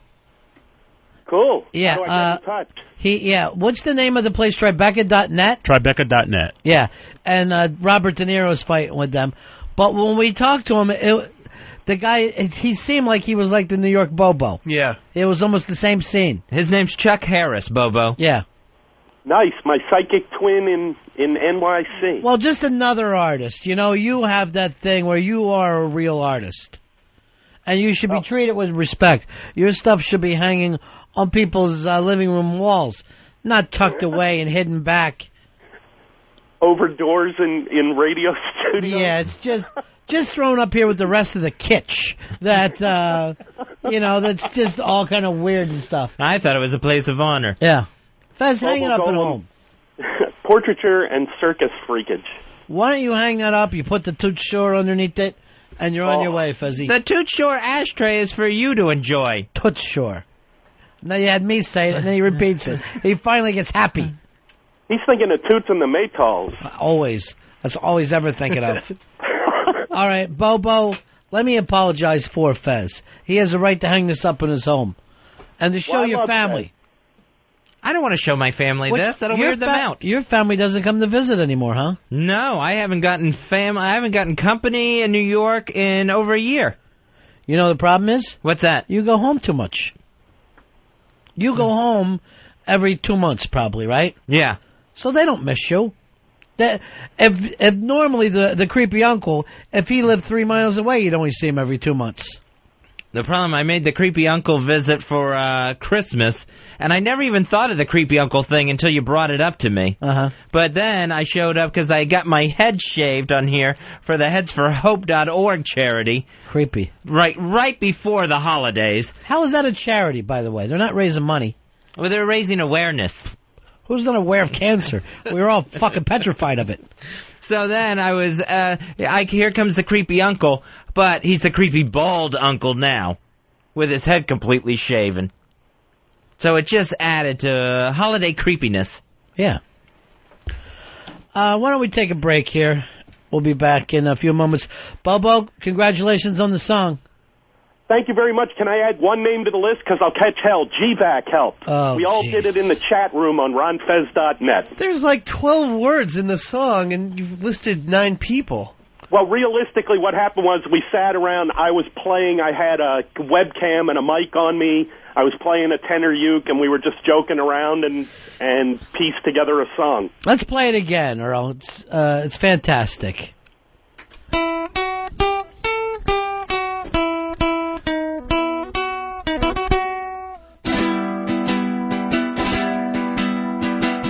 I see Mikey D's dick, and it's completely black.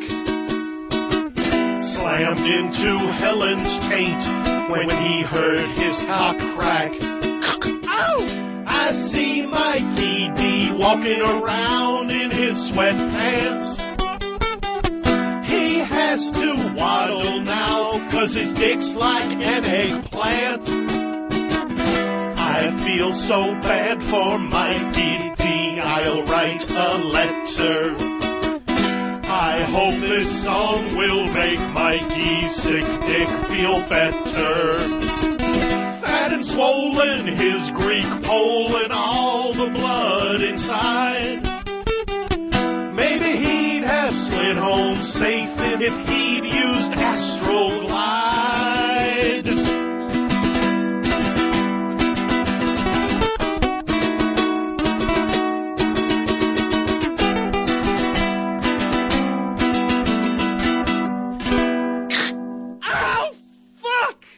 Ron and Fez, XM 202.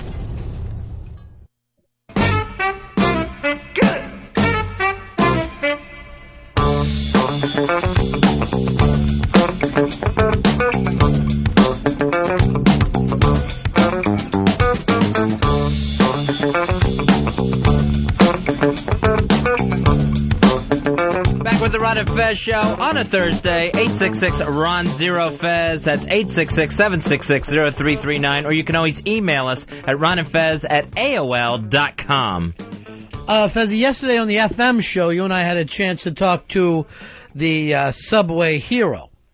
Wesley Autry. He was the man in Harlem. There was another passenger waiting for a train, had a seizure, fell on the tracks. Wesley Autry jumped down on the tracks and protected him as the train came rolling in. You and I had a chance to talk to him last night. Tonight, he's doing the Letterman show. And as I'm reading the stuff in the paper, it looks like Donald Trump's giving him $10,000, some other places giving him $5,000, and people are putting up money for his kids to go to college. So he's getting a lot of heat for himself, but I noticed the piece in the paper today, not as big as the day before. You know, it really is starting to get smaller and smaller. I just hope he takes every cent he can. Yeah, that's why he has to stay on this victory tour for as long as he can to try to collect some of these things, because it's going to go away quick. We ought to try to play that a little later on in this show. We'll play that piece. Do we have it, Earl? Yes, we do. We have that. Definitely. Good, thank you. Yeah, because the nice guy does the Ronnie B thing, became a hero quick, and like me, doesn't want to make a big deal out of it, so we'll play that a little later on. Also, reading in the paper, Fez, Will Ferrell offered $29 million to do Elf 2, read the script, said, no, this is awful. Turns it down. $29 million. I mean, you talk about a hero. Yeah, it's a piece of shit, but you get $29 million to do it, and he won't do it. He goes, it's just not worth it. You would think you could probably work your way through a bad script that way for $29 million. I wasn't even a fan of the first one. The first one, it was a little slow, a little lame for a Christmas. Kids, you know, it was such a kiddie movie that it was not a Will Ferrell comedy. Will Ferrell is one of those guys, though, because most of the movies don't make exact sense in terms of, like, being a film. But did you see this last one that he did, that he played the race car driver, Talladega Nights? No, I haven't seen that yet. Funny shit.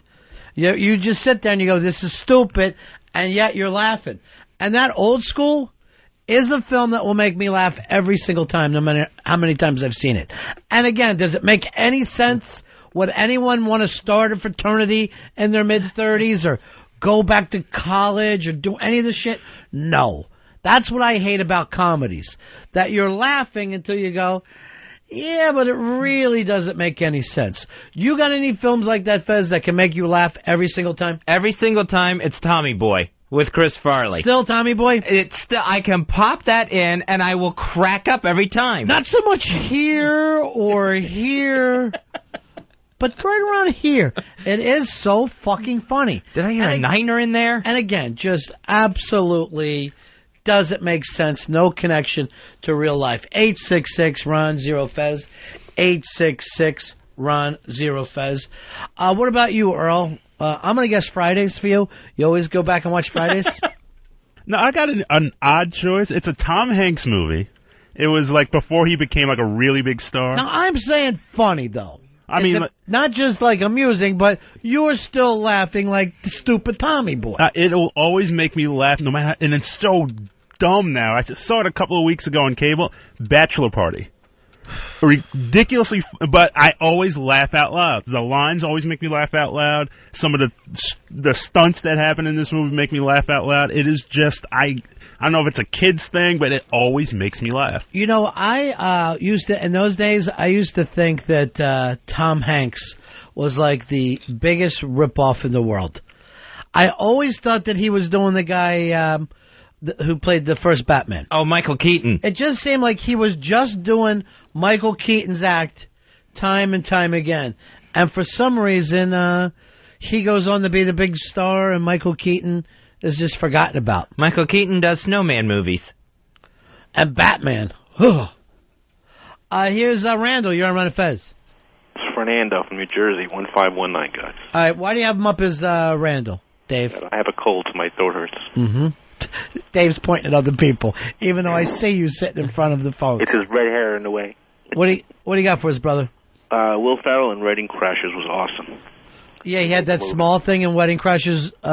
You watched that film, Fez? Yeah, Wedding Crashers will crack me up. No sense to it. No plot sense. You know where it's going. You know he's going to get the girl. You don't worry for a second. You even think to yourself, this is cheap and stupid, and yet you're still laughing. I don't know why they can't have a comedy and have it somehow grounded into real life, but they can't pull it off. Matt, you're on Ron and Fez. Slapshot. Lose my shit every time. Slapshot doesn't run enough on TV either. That should be on all the time. Fuck the barmaid. Nipples hard as little rocks. It's honestly a hysterical movie. Bobby, you're on Ron and Fez. What's up, boys? Hey, buddy.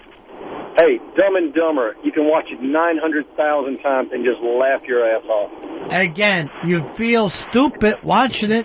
You know that these are cheap jokes. There's shit jokes in there. And yet you're still laughing. I will always laugh at Dumb and Dumber. Our pet's head's falling off. It'll get me every time. It's your timing that works, Fezzy. That's just, we know that you love. Amsterdam, you're on Ron and Fez.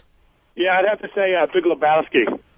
Big Lebowski, I will never turn that film off. I will keep it on any time I happen to run across it. And any part of the film that I'm in is okay with me. I don't care if I catch it from the middle or the last 3 minutes, I always watch it. That film actually seems like it's too good of a movie to be considered like a it makes no sense comedy. Like some of these other ones that have gotten mentioned. It seems like too good of a film. Well, the point is this. It's just a film that makes you laugh every single time. And, of course, the Coen brothers, they are geniuses. Let me go over here to Scott. Scott, you're on Ron and Fez.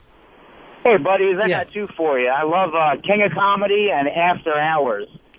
I love both of them, too, and neither one of them is really considered that big with people. What's After Hours? Martin Scorsese, the man you fucking had it given to you for Christmas. You got a beautiful thing of all these Scorsese films that you refused to watch. I ended up getting, I forget what the whack bag gave me, old socks or something. But you have it. You own it, Fez. Here's our buddy Hard Rock Johnny. Johnny. Hello, boys. Yeah. How are you? Good. Strange Brew. It's not on enough, but every time I just crack myself up with those two wacky Canadians. Well, you don't crack yourself up. They crack you up. Yeah, they crack Johnny. me up, sorry. You know, it's not like you're sitting there being witty. I could be. That's the old SCTV, guys. That show was honestly so damn funny. Rick Moranis and Dave Thomas.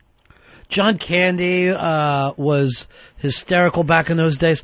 That was really like, as a TV show, I wouldn't mind picking up the DVDs for that, because they were just brilliant. Was it like Catherine O'Hara and Eugene Levy? That was an unbelievable Yeah, cast. it was unbelievable. Matter of fact, at the end, they brought in Marty Short, as he was like, okay, we're at our weakest point. We're only going to do one more season, so we'll throw this guy in. The show was on like 6-7 years. It was just brilliant. I don't even know if that's on DVD yet. I don't know either, because, it was a Canadian show. All right, thanks, Johnny. All right, boys. See ya. Peace. Let's go to Ken. Ken, you're on Ron and Fez. Hey, buddies. Classic laugh all the time. Easy money. One of the best lines was when they were on the wedding night, and she says, I have a headache, and he says, I don't want to touch your head. Best fucking movie.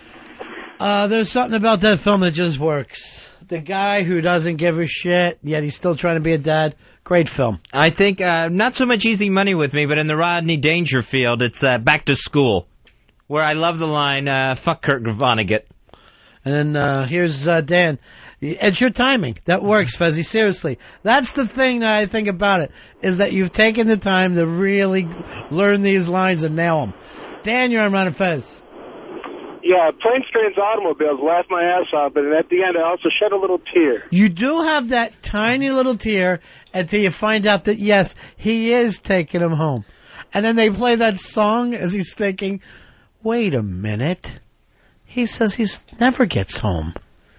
Maybe his fat wife is dead.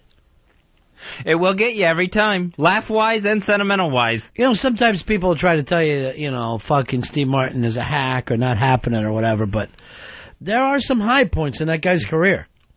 And then low points like Bowfinger. He goes back and forth, Ron. You can't deliver every single movie. You know it, I know it, and Eddie Murphy knows it. You just can't pull it off. Adam, you're on Ron and Fez. Oh, without a doubt, it's got to be Animal House. That movie, every time I watch it, it doesn't matter where I catch it, it cracks me up. Animal House, I love. I honestly think it's really an hysterical film, and a film that's been ripped off so many times now. Oh, yeah, I guess you can even, we talked about Old School with Will Ferrell. That could be an Animal House ripoff. Yeah, and that character of the guy who just drinks and he's gross has been redone thousands of times since Belushi did it the first time. The Bluto character. And Peter Riegert. The day that I looked out this window and saw Peter Riegert standing outside, and Earl pulled him in to be with us, really one of my favorite XM memories to this day. It was that good. One of those, again, those pure XM moments, because we were just doing the show, and you just go, is that Peter Riegert outside? I know. There's Boone. It was like, it's Boone. Fucking Boone. I was so excited to see him. Crossing Delancey's on cable now this month. Is it really? Yeah. I should watch that again. You think my job defines me? He's terrific. Tony, you're on Ron and Fez. Go ahead, Tony. I can't believe I lasted this long, guys. Airplane. Got to be one of the funniest movies of all time. I almost want to blame Airplane for all the bad movies that followed it, though. Well, it's definitely, the Police Squad movies. Any Leslie Nielsen thing after that. All the horror films that come out now every year, where they do Scary Movie 3, 4, 5, 6, where it says really Mad Magazine in a film. You know what? Let's talk to somebody who understands comedy, and they're cool. A Big A! Big A! Big A! Big A! Big A! Big A! Big A! Big A! Big A! Big A! Big A! Big A! Big A! Big A! Hi, Ron. Hey, Fez. Oh, hi, Big A. Hey, is that the best you have? That's the best you're going to get, Big A. Oh, okay. I thought we're going to have a big A-list New Year. Yeah, I like it on the A-list. That would be a good idea for the show, that every week Big A could come up with a list of things, and we'll just call it the Big A-list. Just cool stuff, I suppose. Yeah, just cool movies, cool albums, whatever's cool. What do you got for us, Big A? Actually, I was thinking Ghostbusters. Big A! Big A! Big A! That's the definitive answer, Fezzy. You never turn off Ghostbusters. Always funny, always there for you. Well, it's funny. I wouldn't say it's the definitive answer. Big A! Big A! Big A! Bill Murray, Fezzy. Who's funnier than Bill Murray? I'm a big Bill Murray fan. Oh, look who's trying to be Big A now, huh? Little F wants to be Big A. Don't call me Little F.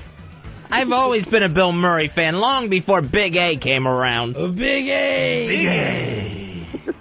Big A in 07. I heard you on the O&A show today, Big A. Whoa, Big A doing the big show. Primetime Big A. Big A. They were talking about your filthy shirt. Big A! Making O&A talk about him. How cool. Big A, #1 market. It's not a good thing. Drive time, Big A! You're the coolest, Big A. Thanks for Rodney. Yeah. Nothing like Big A. All right, talk to you later, pal. Bye. Take care, everyone. And you too, Fez. Oh, good one. I consider me slayed. Face. Big A. Big A. Big problem. Who's cooler than Big A? Just about anybody, I think. Love Big A. Seriously, love Big A. I think Ralph Nader's cooler than Big A. Huh? How old are you? Young. Doing all these really old things and giving out ashtrays to people. One has nothing to do with the other. Adam, you're in Ron and Fez. Yeah, classic by Steve Martin is The Jerk. Makes me laugh every time. The Jerk, Fez. You still watch it? Yeah, I'll still watch The Jerk. Yeah, he hates these cans. I love The Jerk. Your timing is phenomenal. How do you do it? I honestly feel like the movie's running right now. Paul, you're in Ron and Fez. Best in show. I don't know if I can even look at the Chris Guest thing. The last one was just so embarrassing for me. You didn't even watch it, huh, Fez? No, I never even saw the last one. For your consideration? Earl, you watched it and kind of liked it? I didn't. Dave did. He liked it. Yeah. I thought it was funny. I really thought it was good. I was with a good audience, though. There's something wrong with your mic over there, brother. Yeah. I thought it was a good. There's some. Turn off your mic. You got to turn it back the way it was before, Earl. Matter of fact, we can't even let him. I was with a good audience, he says. What does that even mean? That's like a game show has a good audience. Ray, you're on Ron and Fez. Hey, guys, how about an underrated movie with an underrated actor, Kingpin, with Randy Quaid? Kingpin, I will watch just about every time that comes on. It's amazing how many of these bad comedies you just watch over and over. Especially the Bill Murray part in that, Eddie McCracken. Well, look who's trying to be Big A, huh? Look who's trying to... Little F wants to be Big A. That's Ernie McCracken. Oh, Ernie McCracken. Fez. What? Ernie, Eddie, one slip.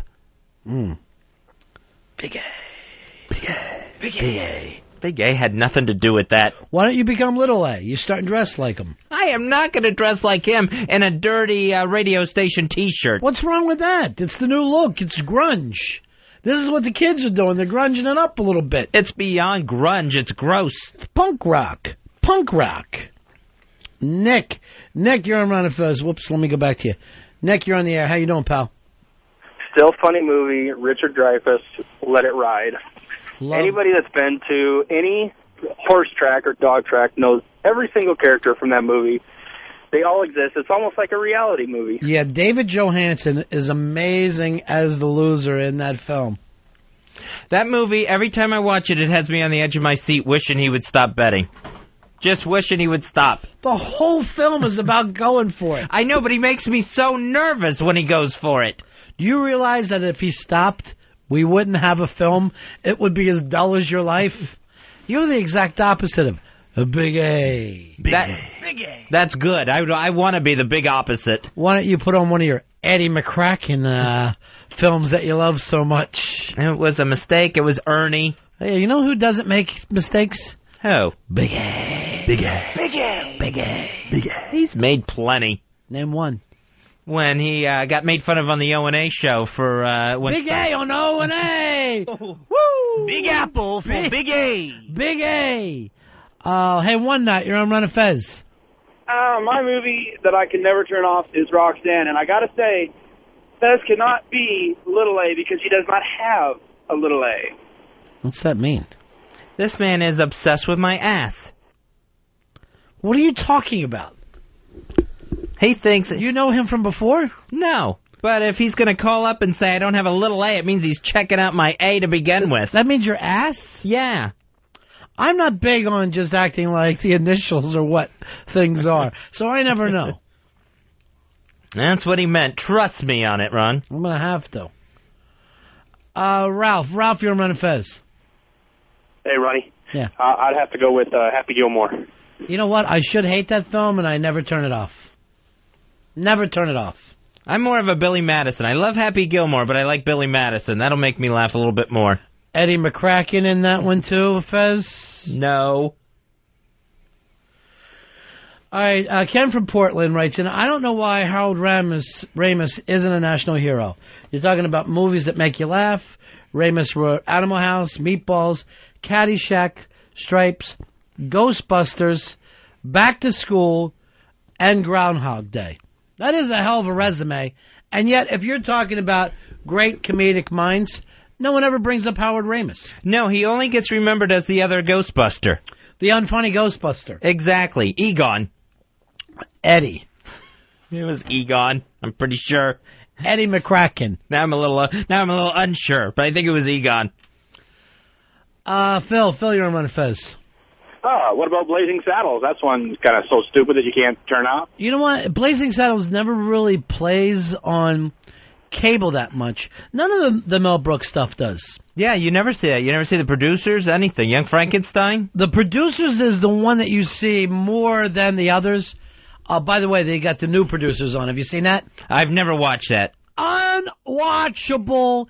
Terrible. Really? I want you to watch it just because you know that the first one is maybe the funniest film ever done. Right. And Zero Mostel, fucking genius. That whole, I remember seeing a funny thing happen on the way to the fucking forum, screaming at this guy. And when the producers came out here in New York, you couldn't get near it. Oh, yeah, Nathan Lane and Matthew Broderick. People acted like the Beatles were in town. So when the film finally came out, I didn't go see it. Then it finally comes the pay-per-view, I don't buy it. Finally, it's on cable, I try to give it a fucking watch. Thinking, wow, this will be great. The producers, I'll get to see what the buzz is about. I love the first one. And actually think Nathan Lane's a funny guy in real life. Didn't laugh at all. Cringed through it. I wonder what could have gone so long, because it was still Mel Brooks, right, involved in this new version. Well, he didn't direct it. Oh, okay. But I think it's one of those things where you try to just film the play, and people overact in plays anyway. And let's face it, are musicals ever any good? Not usually. Some are. I thought this Dreamgirls was all right that I saw. It was pretty good. Really? Yeah. Earl, did you go see it yet? No, I haven't seen it yet. Earl, you'd love it. Why, because it's blacks? Well, yeah.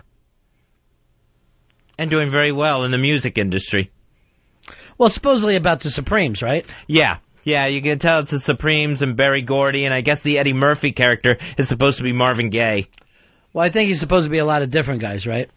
Yeah, they said it was like together. They said it was like an amalgamation of Marvin Gaye, James Brown, and I want to say Jackie Wilson, just for sheer. By the way, I got speaking of Ken from Portland, I got an email from him the other day, furious at Dave for saying James Brown couldn't hold a note. So I listened to the 1962 live album. He honestly, I believe he wanted to kill you. He was so mad. Well, to my recollection, he just is very flat and very abrupt with his singing. Ha! Who? And he doesn't really sing long notes like a Frank Sinatra or others. Elvis Presley. You need to go back to listen to this. Then you judge. I will. I'll be playing with your Game Boy.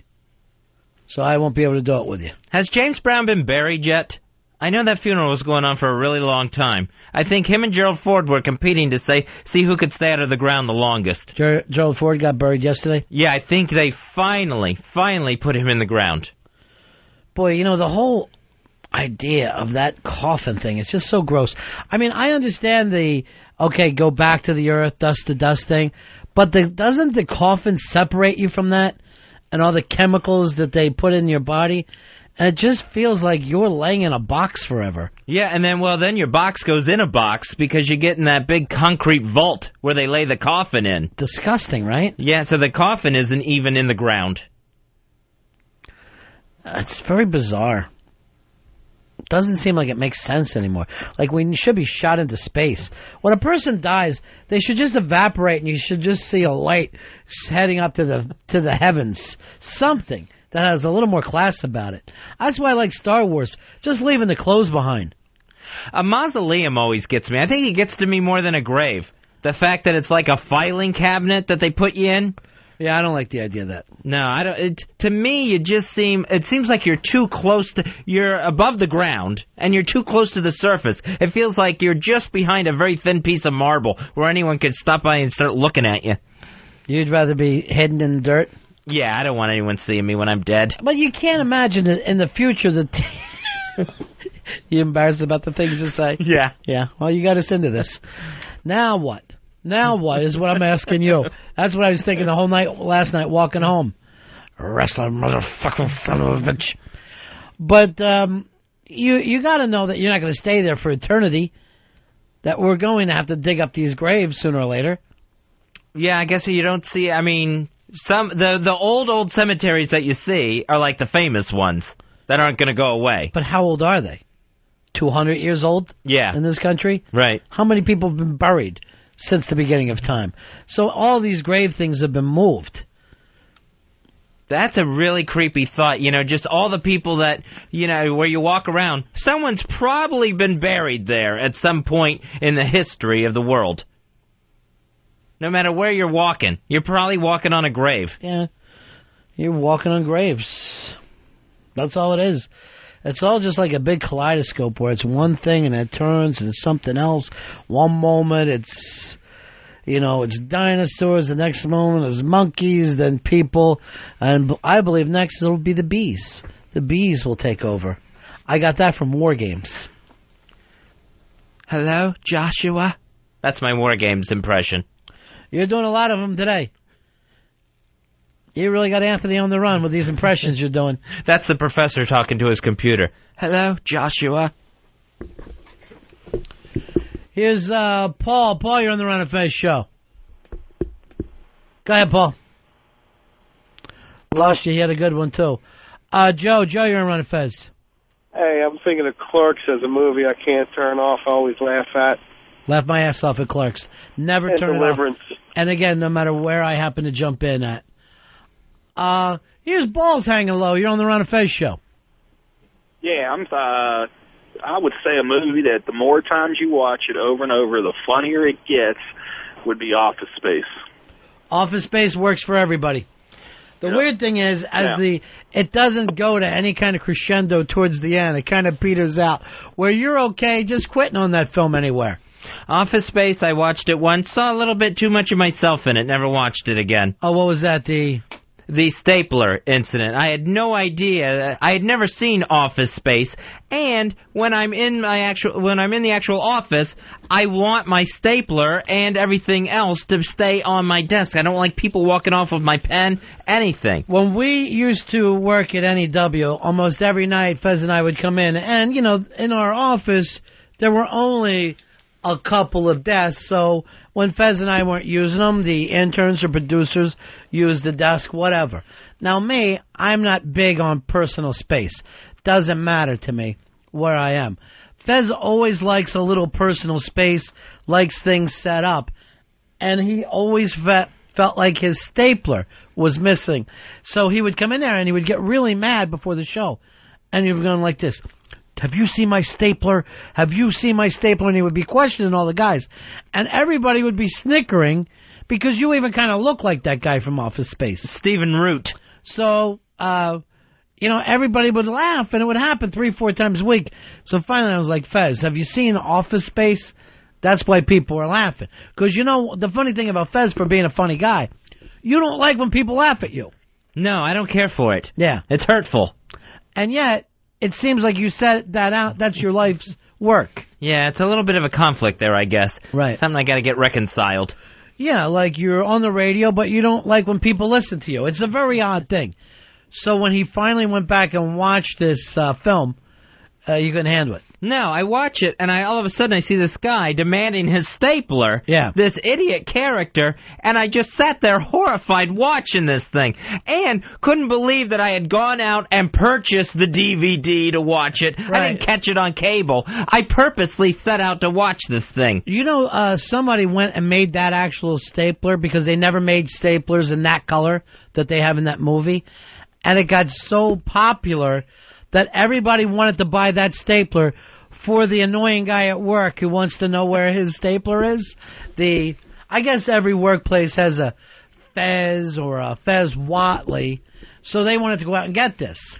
Yeah, I sat there horrified because it's like, oh my gosh, the entire world has been in on a joke that I had no idea was going on. There is a film that I've tried to watch 3 times, and I can't because it reminds me of you too much, and I turn it off. What's that? I don't want to say. Oh. But 3 times, and people go, you will love this movie, and I can't watch it. Really? Mm-hmm. So what about Bob? No. I don't know what it could be. You want me to just say?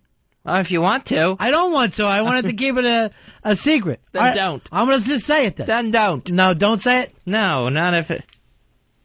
No, don't. Oh, I would love to know. I got to know.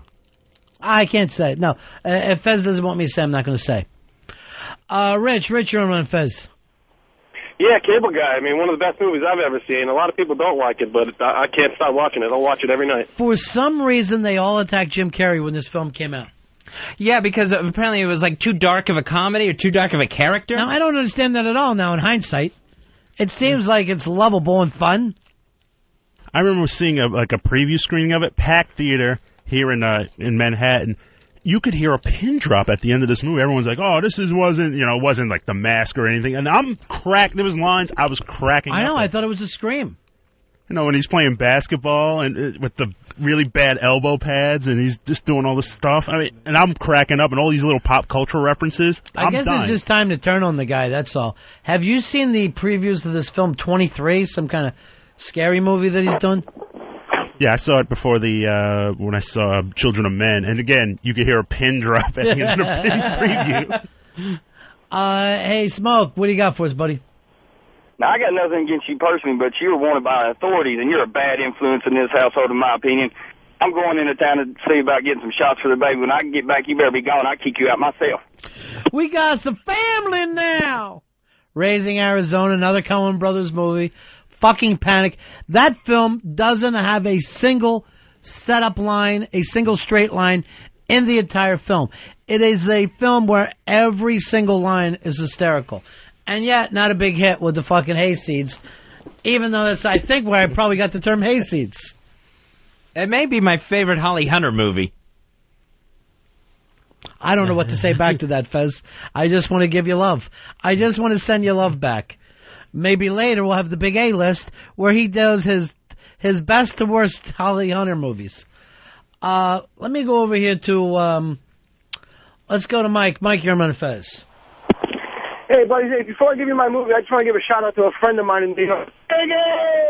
Biggie! Doesn't need a shout-out. Big Adventure. Dee-Wee's Big Adventure, The Life of Fez. Later, boys. Peace out. Let's take a break. Ron and Fez Show. Ron Bennington, Fez Watley, The Ron and Fez Show. XM 202.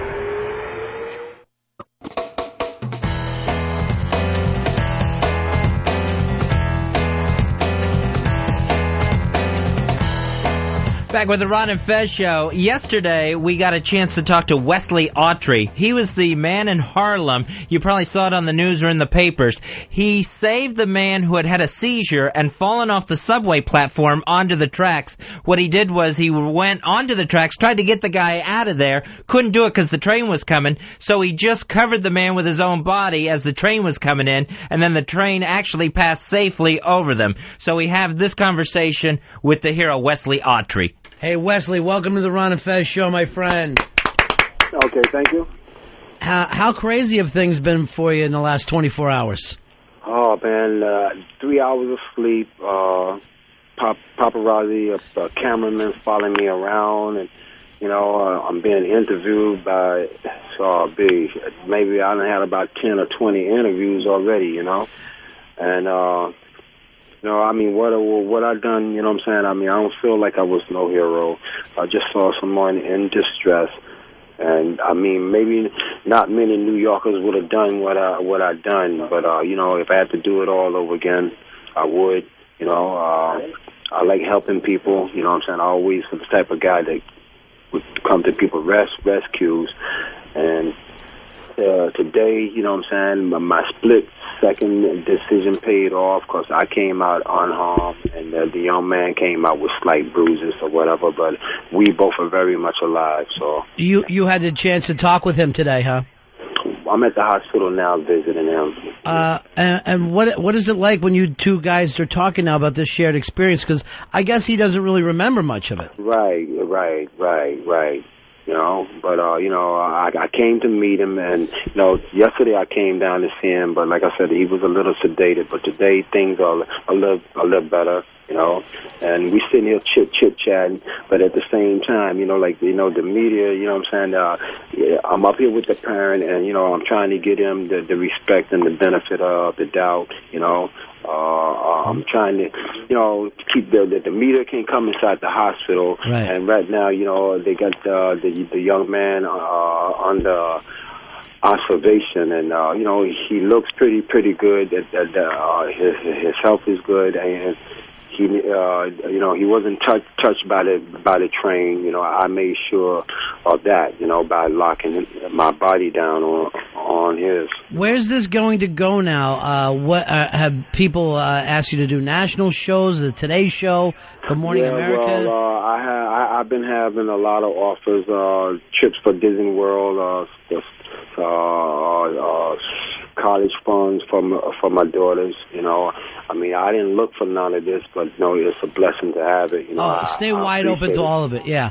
Who knows how long it's going to last? Yeah, take whatever they're offering. I say. Yes. That's what one of my bosses told me. He said, "You never know what this is going to lead." Right. Like I said, I'm being humble, you know, because you know I'm from the South, you know what I'm saying? We have a good heart, you know what I'm saying? Right. We don't look for no recognition. We just do stuff for people, out of the kindness. And, the hero thing, I guess, my whole story about returning the cell phone. Everybody does this. The hero thing seems to peak, and then people like my partner, they forget about how important it was at the time. So ride this thing out. Well, the thing is, like I was saying, the real heroes are the young men and women who are fighting in Iraq and who losing their lives as you and I speak now. Sure. So, you want to praise somebody, praise the guys that are fighting and dying for this country. Absolutely. Anybody could return a cell phone or help somebody from a runaway train like you did. But the thing is, it's those people. They're the real heroes, Fez, not people like Wesley and I. Yeah, I can see that, all except for the cell phone. How are your daughters doing? They witnessed the whole thing, my daughters, they was frantic. They once the 5 cars that rolled over me and the young gentleman, the people on the platform were screaming, and I just wanted to let them know to be quiet, so my daughters know that their father was okay. Because my 4-year-old, she's a daddy's girl. Sure. She wanted to follow me onto the train. A lady had to grab her. Me and her, she very tight. She loved me to death. Well, that's wonderful, and you have that, and they could see, your whole life has changed here, and your kids are all part of it. They know how things were before this happened and now after. Yes, and I got clippings for them for the future. You know what I'm saying? So I feel good about it. You know what I'm saying? Sure. Well, you keep riding it out, okay, buddy? You deserve it. All right, Thanks. You did this. You take care of yourself, and don't let them get in your head. Okay, thank you. All right, God bless, my man. I take him up on that Disney World trip. Oh, yeah, do it all. All right, see you later. Thank you. All right, bye. Fezzy, it's so good, for me to have a chance to talk with someone else who knows what it's like to go through that experience, the hero thing. And Wesley and I, neither one of us is looking for hero worship, Fez. All we're looking for is college funds and maybe trips to Disney World, whatever happens to come our way. We're going to take it. You think Orlando Vacations is worth returning a cell phone for? I really do. But really great guy, don't you think? Yeah. The Harlem Hero, the Subway Superman, as he's being called. Why are you joining into the Harlem Hero Subway Superman bit? I love any time someone gets a label slapped on him. But he's such a sweet guy, and I'm glad that he's saying, yeah, I am going to take these things that people are offering. Because people like yourself who have never been involved in the hero thing, you want to be involved in this in some way, small way. And you can do that, Fez, with money. You're not going to be an action guy like me, Wesley, and a couple of other people. Well, I probably wouldn't do anything that Wesley did, but I've never run across the cell phone to return it. And again, I want to, at a time like this, you want to remember who the real heroes are. And generally, it's not people like me or Wesley. It's actors and sports stars. They're the real heroes. They're the ones that we should look up to. The Tom Cruises, the Hank Azarias. Well, they just do movies. Yes, hero movies. Yeah. So it's not just for them, Fezzy, but sometimes even people like Wesley and me, people who knows what it seems like. When maybe you're standing there at a subway track and you see a guy who's fallen under a train, you jump in. Or even you get into a taxi cab and someone left their phone there and you scoop it up, you find the number, you call it, and you reunite a man with his telephone. Yeah. That's a hero. Or else he probably could have just gotten another one, even transferred his own number. They do that now. Or let me give you another hero, Fez, one that maybe people don't think about. Jesus. So it's not just people like Wesley and I. There's so many other types of heroes. Don't forget John F. Kennedy when his PT boat got shot down. He put the guy's rope in his mouth and swam all across to an island. No one forgot JFK or Jesus. Yeah. Those types are forgotten, overshadowed by people like Wesley and myself. But don't forget some of the great people in Hollywood. Hank Azaria.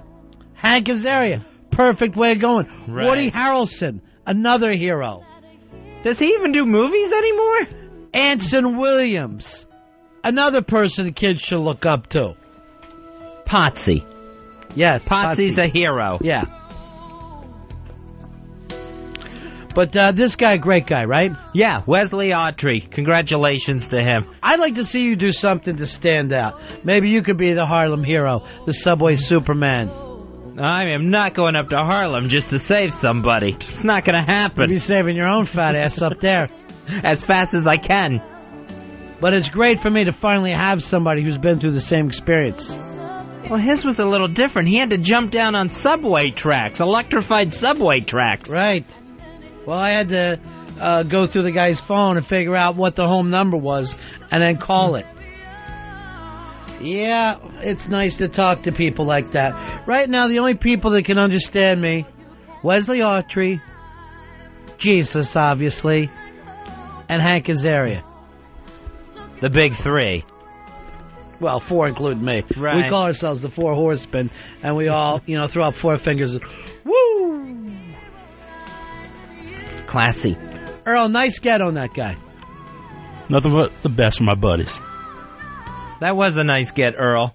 Nice work on that one. Thank you, Fez. You had help with that, right? Oh, I had big help. Nicole Bodie and Pete Donahue over at the New York Daily News. They were very instrumental in helping us track down Wesley. Thank you. That's cool. And now, of course, the hero Wesley Autry, he's going to be on David Letterman tonight. Oh, you got to totally cash in now. You just got to ride it out now.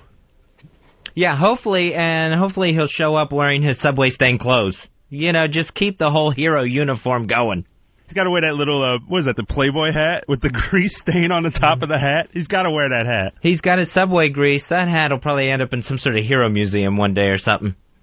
Surprised Playboy won't give him some type of endorsement deal or give him some cash, because that thing was everywhere. It was on it was on CNN last night. They probably will. That's what you want. You want to see Wesley Autry at the Playboy Mansion, cashing in. He's a single man now, so just surrounded by Playboy bunnies, all because he wore his gift hat, giving the big thumbs up, his stocking cap, while he was doing his heroics.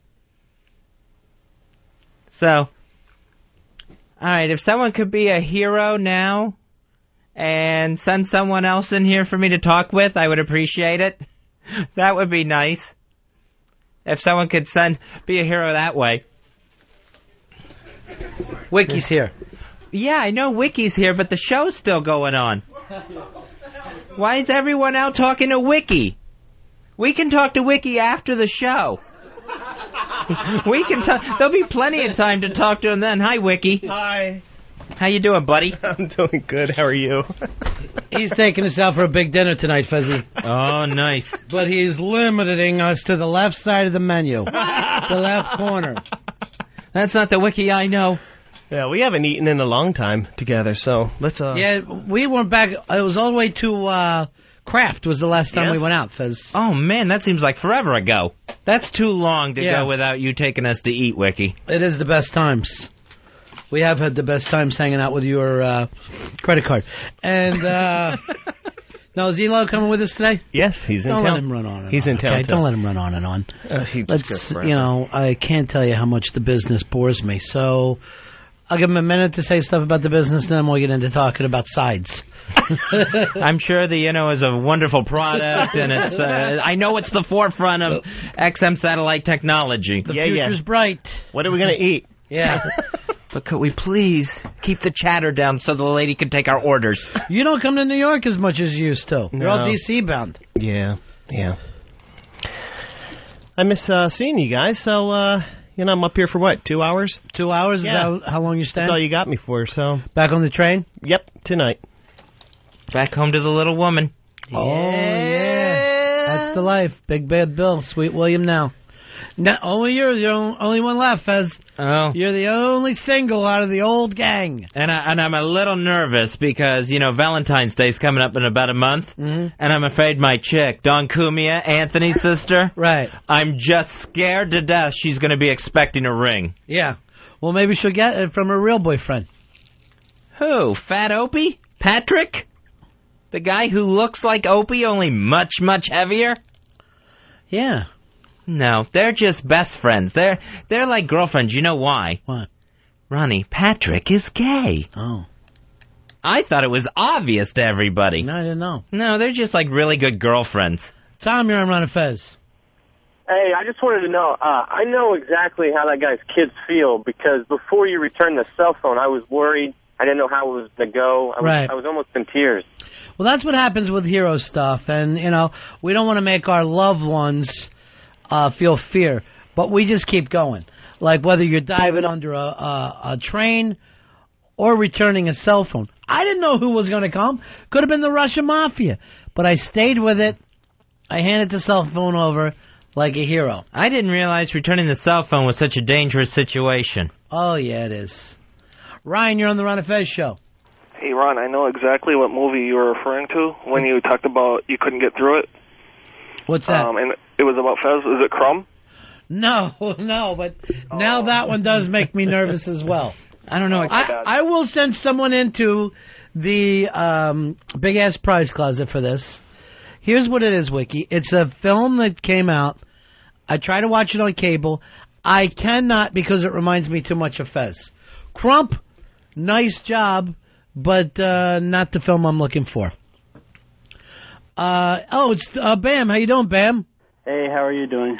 Good, pal. Been an interesting week on FBA this week. We've been crashed the entire week. Now, we heard you disappeared for good. That was it. Yeah, the server basically blew up and lost all the data and all the backups that we had on there. So currently we're in the process of getting everything back up. Hopefully we'll have the forums up by tonight.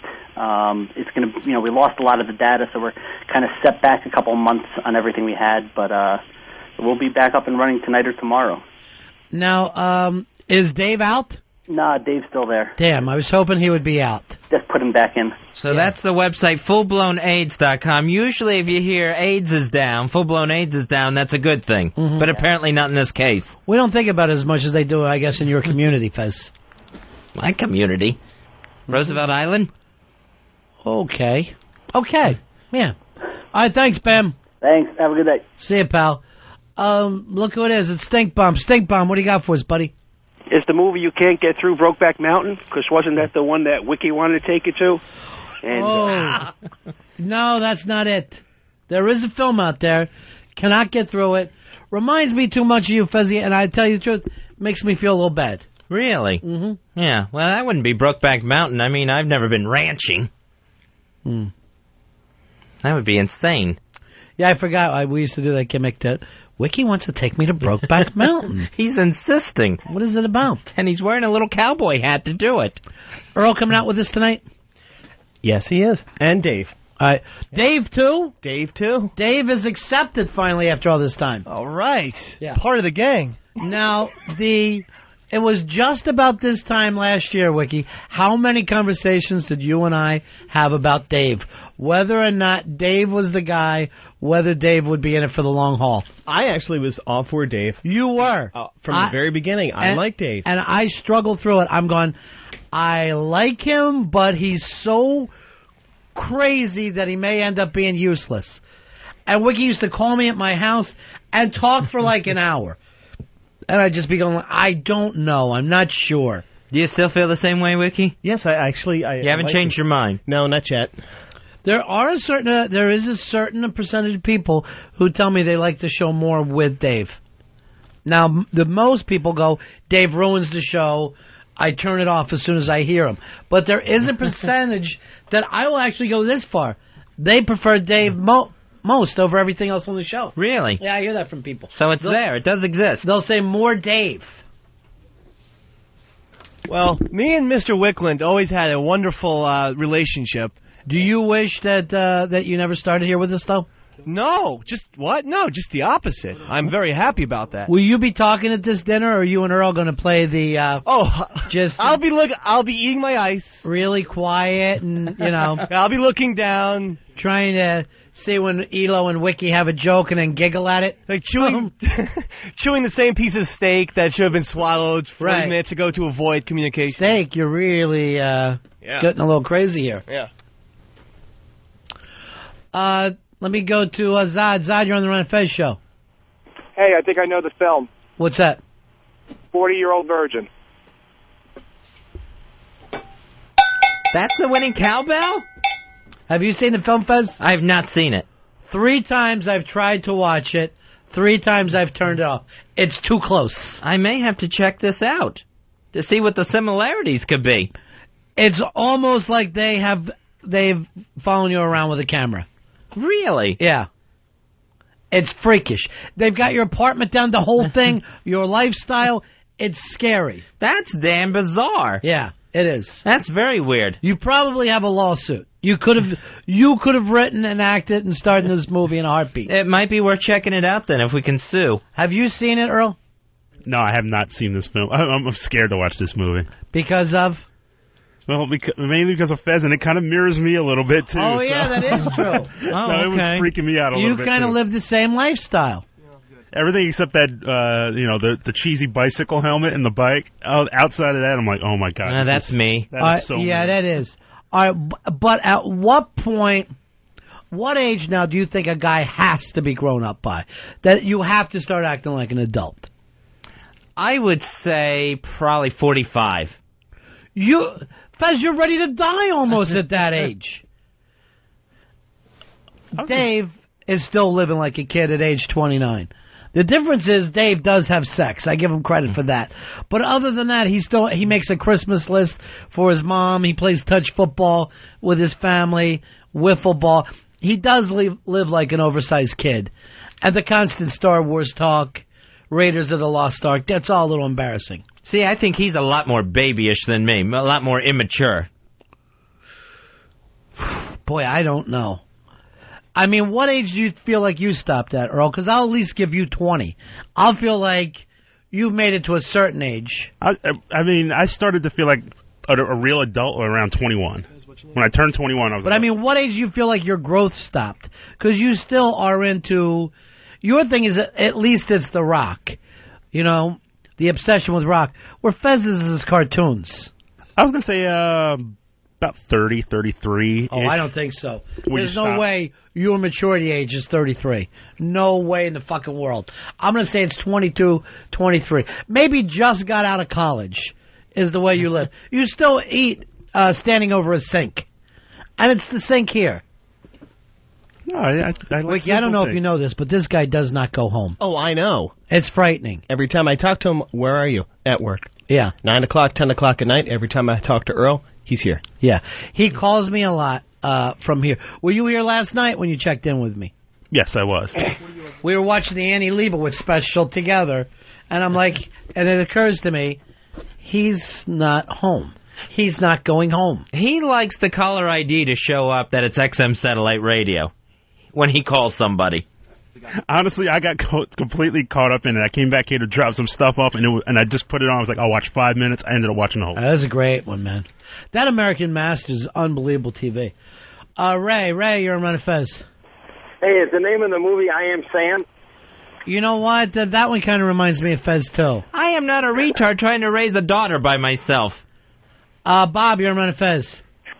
Hey, buddies. Yeah. I'm just calling because I thought I could have sworn the movie would have been The Birdcage, reminding you too much of you and Fez. That actually reminds me a little bit of Fez, too. The Birdcage? Yeah. I don't see any of this. I'm not a nightclub performer.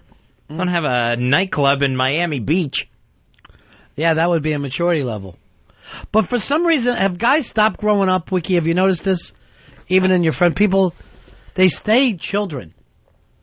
I don't think anybody's ever grown. I will never grow up. Yeah. I will always be a kid. So Earl thinking that, 33? No way is he act 33. No. No, but I mean, I don't play video games anymore. Earl, what happened to Winnie? She was on and then gone. What's happening over there today? She wanted to guess 40-year-old virgin, and then she said, "Oh, they guessed it already. I don't want to talk to them then." Oh, is that right? That's what she said. Like I don't want to talk to them. Quote. The Winnie attitude. How did she say it exactly? She goes, she said, what was the name of the movie? I said, it was 40-year-old virgin. She said, oh, I was going to say that. Oh, well, I don't want to talk to him anyway. Wow. Wow, what did we ever do to Winnie Cooper? Just nothing. Dave, you're on Caveman, you're on Ron and Fez. What's happening, fellas? Hey, buddy. I am a huge Eastside Dave fan. Who can't like a drunken redheaded retard who fucks dogs? You know what? That is true. You have brought something to the show that we didn't have, that we lacked, and that was the ability to appall. You can be appalling. Some of the things that you've done are just absolutely disgusting. Well, I don't see it that way. I just have different hobbies than other people. Everyone has their own little games that they like to play. Mine feature animals. Sometimes. Is that what you saw in him, Wiki? Animals? He's a dog humper. Dave, you're going to have to jump on that phones. He can't keep up. You got to tap out. I love the guy, but, you know, the thing has to be done as we're doing the show here today. And I would have milked that other bit for a long time, Fezzy, before I went to second caller. I just wasn't getting any names up. Hi, you're on the Ron and Fez show. How you doing, Ronnie? What do you say, buddy? How about Mrs. Doubtfire? Mrs. Doubtfire does remind me of you, Fez, because you dress up like your mom a lot and you run around the house. Well, that may be because I'm a clean nut and I do a lot of vacuuming and stuff like that. You honestly see yourself as being clean? Yeah. I see myself as being a clean person. I don't know. When you smell like somebody else's cum, I don't think of it as being clean. I find it I want to tell you the truth, a little disgusting. My home is clean. It's like potato flakes all over the back of your pants. I don't even know how that happens. Earl, where are you going? Come back to me. I need you on this show. He gets very queasy. I know he does. All right, Winnie has got his back. Hey, Winnie. What a big, fat, redheaded liar. That's true. Why you hate us? Yeah. I don't. You just called and say, I hate Ron and Fez and hang up? I had nothing to say. I wanted to answer your question. It had been answered, so I quietly went on my way. Have you seen the film, honey? I did. It is kind of, once you said Fez, I went back and saw it, and it made me really sad. Yes, that's how I felt when I watched it, too. Rather than like, hey, that's like Fez and laughing, I'm like, that's like Fez, and I get sad, and then I get guilty. Because then I picture him in a little apartment with all the comic book stuff on the shelves. And you know what? Here's another thing, too, Fez, about you. And Wiki, every time you and I have a conversation, it's, how's Fez? What can we do for Fez? How can we make things easier for Fez? At no time do you and I ever think about ourselves. But it's like having a giant baby. You know, like when you have an infant in the house, you're talking about it constantly? That's where you've got yourself right now, Fez. Well, it's nice to be thought of. I can't argue with that part of I think that's why all the girls listening to the show always say, oh, I love Fez. Yeah, they do. They all want to turn you. Yeah, they want to take care of him. Fix him. They want to breastfeed him. Yuck. You could do very well with women. You think so? I know so. Well, you want to make 07 the year of Fez dating? Oh, I don't know about that. I'm so set in my ways. Winnie, you know who we saw yesterday that would be, your friend Shawnee would be perfect for Fez? You think? Yeah. I don't know, man. I don't know if you can catch up with her. All right, so we need somebody a little... You need someone who's set in slow. her ways as well. Yeah, someone like that is slow. Female Fez to go with him. Oh, is this all leading to Stalker Patty? Does she like comic books? I'm not sure. Stalker Patty goes out too much for you. She almost is too active. So you guys could shave your heads together. That would be sweet. You might be with someone a little more retarded. More retarded than Stalker Patty. Yeah, oh, yeah. What about, I don't think Terry Schiavo's still available. What about Lady Di? Homeless? Got that in common? That's true, Fez. As long as you're going with ONA people. Alcoholic. I don't want to go with a homeless, retarded Laverne and Shirley. What about Slow-Mo? Slow-Mo? We have nothing in common other than we were on a bus together to a mall in New Jersey for the homeless shopping spree. I saw him hug you on the street not too long ago when he saw you. I helped him pick out sneakers. Sounds like a date to me. All right, Winnie. Thanks, honey. All right, love you guys. Bye-bye. Bye. Here's Mike. Mike, you're on Ron and Fez. Hey, I got another Aunt Fezzy movie. Yeah. Stuart Saves His Family. Stuart Saves His Family is a lot like you, Fez. Oh, yeah, that one, even I noticed that. This is weird. That was on TV this morning when I woke up. Really? I haven't seen that forever. Now, remember when he had the book out at the same time he did a Stuart book? There was some kind of CD that went along with it, and I had it on a tape. I gave it to a friend of ours to listen to because, I thought they thought it was funny. He calls me up. He goes, he is fucking genius. He goes, where does Fez find the time to do this? He thought the Stuart Smalley thing was you doing a gimmick like just going into the production studio and doing a bit. And doing a self-help book myself. Right. That's all right. I don't know if that's good or bad. It's kind of good. I guess so. But yeah, that is my family. Dan, you're on Ron and Fez. Hey, is the film Psycho? Fez is kind of like Norman Bates with his mother. You do have a mother fixation, Fez. A little bit, yeah. But my mother is alive. She's not hidden in the attic or anything, and I'm not putting on her clothes.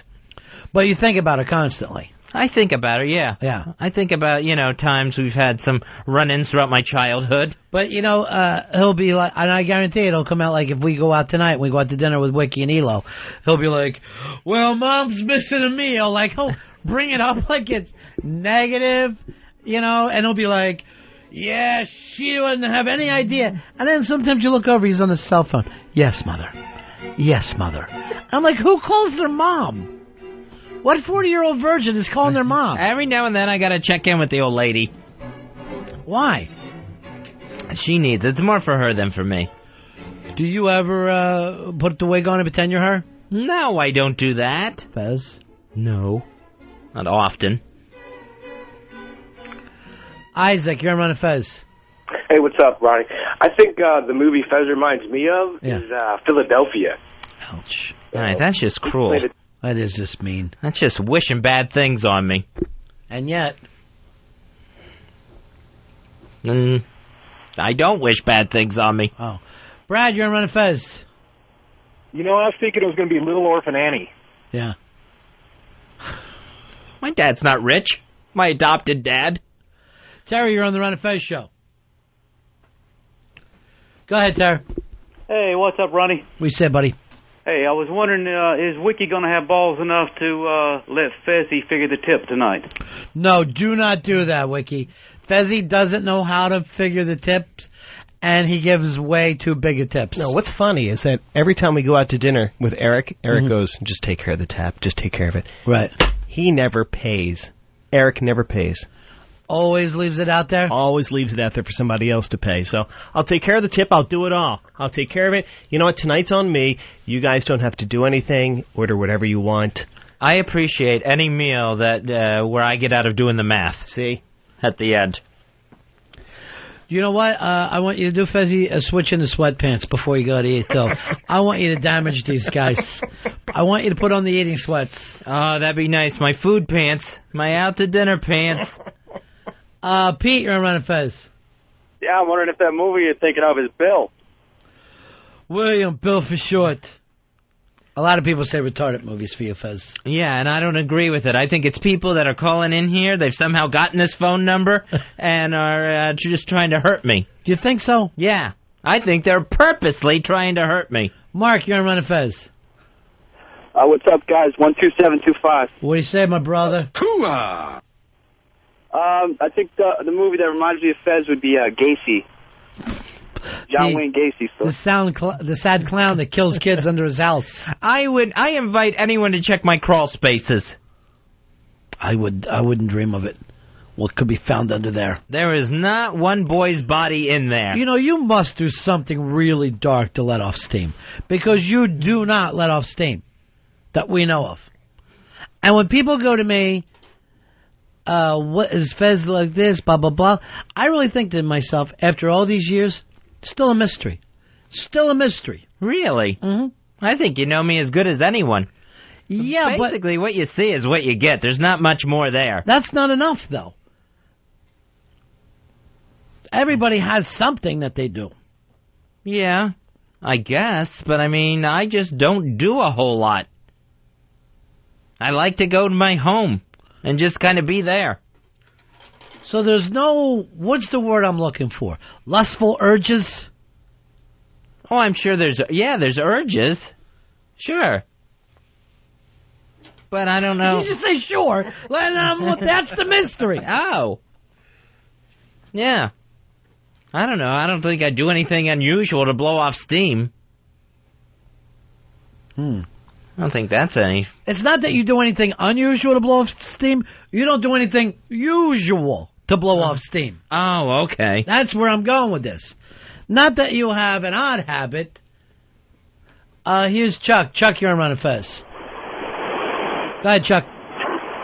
Hey, I think the movie Pat kind of reminds me of Fez. It's Pat, the Julia Sweeney movie from Saturday Night Live? What is it? It's Pat. Here comes Pat. No, I'm not Pat. I'm a boy. You got that build. You do have that build. I'm a little too round in some areas. Hey, Jack. Jack, you're on Ron and Fez. How are you, buddy? Hey, guys. Yeah. Torch-Killing Trilogy, Harvey Fierstein, because Fez reminds me exactly like him. Now, Jack, I've never heard from another man who's seen that film. Oh, I've seen it. Mm-hmm. Thank you. I thought Harvey Fierstein was great in it. Who? Harvey Fierstein. Fierstein. I heard Farvey Hirestein. Is that so wrong? That was a good impression. Now you finally nailed one. When's there going to be a Tony for Ensemble? It's a crime that there's not a Tony for Ensemble. Sully, you're on Ron and Fez. Wasn't Divine's character in Pink Flamingos based on Fez? On Fez, I mean? No, it was not based on me, Sully. Wow, it really reminded me of it. Why do you use people's names as like a weapon against them? Because when you got a name like Sully, it begs to be spoken back at them. You heard me, Sully. You know exactly what I'm talking about. I think it puts them in their place. They have to contemplate their own stupid names afterwards. Big football this weekend. Fez, are you still doing your Monday football show? Yeah, I haven't done it in the past couple of weeks on with TJ Reeves. Now, let me check with Wiki. What's the feedback there? Fez does it every Monday. He still worries that people like him or not. Have you heard any feedback at all? I heard it's nothing but great radio for 10 minutes. Is that all you're doing now? 10 minutes? I'm supposed to get 10. It's usually down to 8 or 6. Well, you got to trim the fat. You got to trim the fat. I've got an idea. It's the TJ and Fez show. I don't like that idea. Doesn't he do the show out of Tampa? Yeah, he does. That's your hometown, right? Right. Tampa, St. Pete. Yeah. Tampa, Clearwater, St. Pete. Because there's no one town big enough. You got to throw everything in there together. And eventually someone will have heard of one. Yeah. And is he doing the show out of his house? I know he used to. Yes, he still does. Yes. See, that would be a problem for me. If I did the show out of my house, I'm sure I'd never get out of a robe. You think? Yeah, I would just all but give up. Well, it would start, like maybe in your garage or something like that. Right. And then eventually the microphone would be next to the couch in the living room. While you're laying on the couch watching TV. I don't know, folks. Give me a call. You would just give up on trying. And then eventually it's a boom mic held over your bed. And people, they're listening to the show and they hear you cooking bacon. You're just wearing a wireless. There would be no way not to eat on the air if you were broadcasting from home. There's just too much food there. We got to get TJ on this show. I want to get some feedback from him of how the season's going. And I want you to keep it going through basketball and baseball, Fez. I don't know anything about I'm just supposed to do it through football season, through the Super Bowl. Fez and Earl and I are going to feed you some lines. Even Dave watches basketball. You'll feed me incorrect lines, and I'll look the ass. Why are you a one-sport Johnny?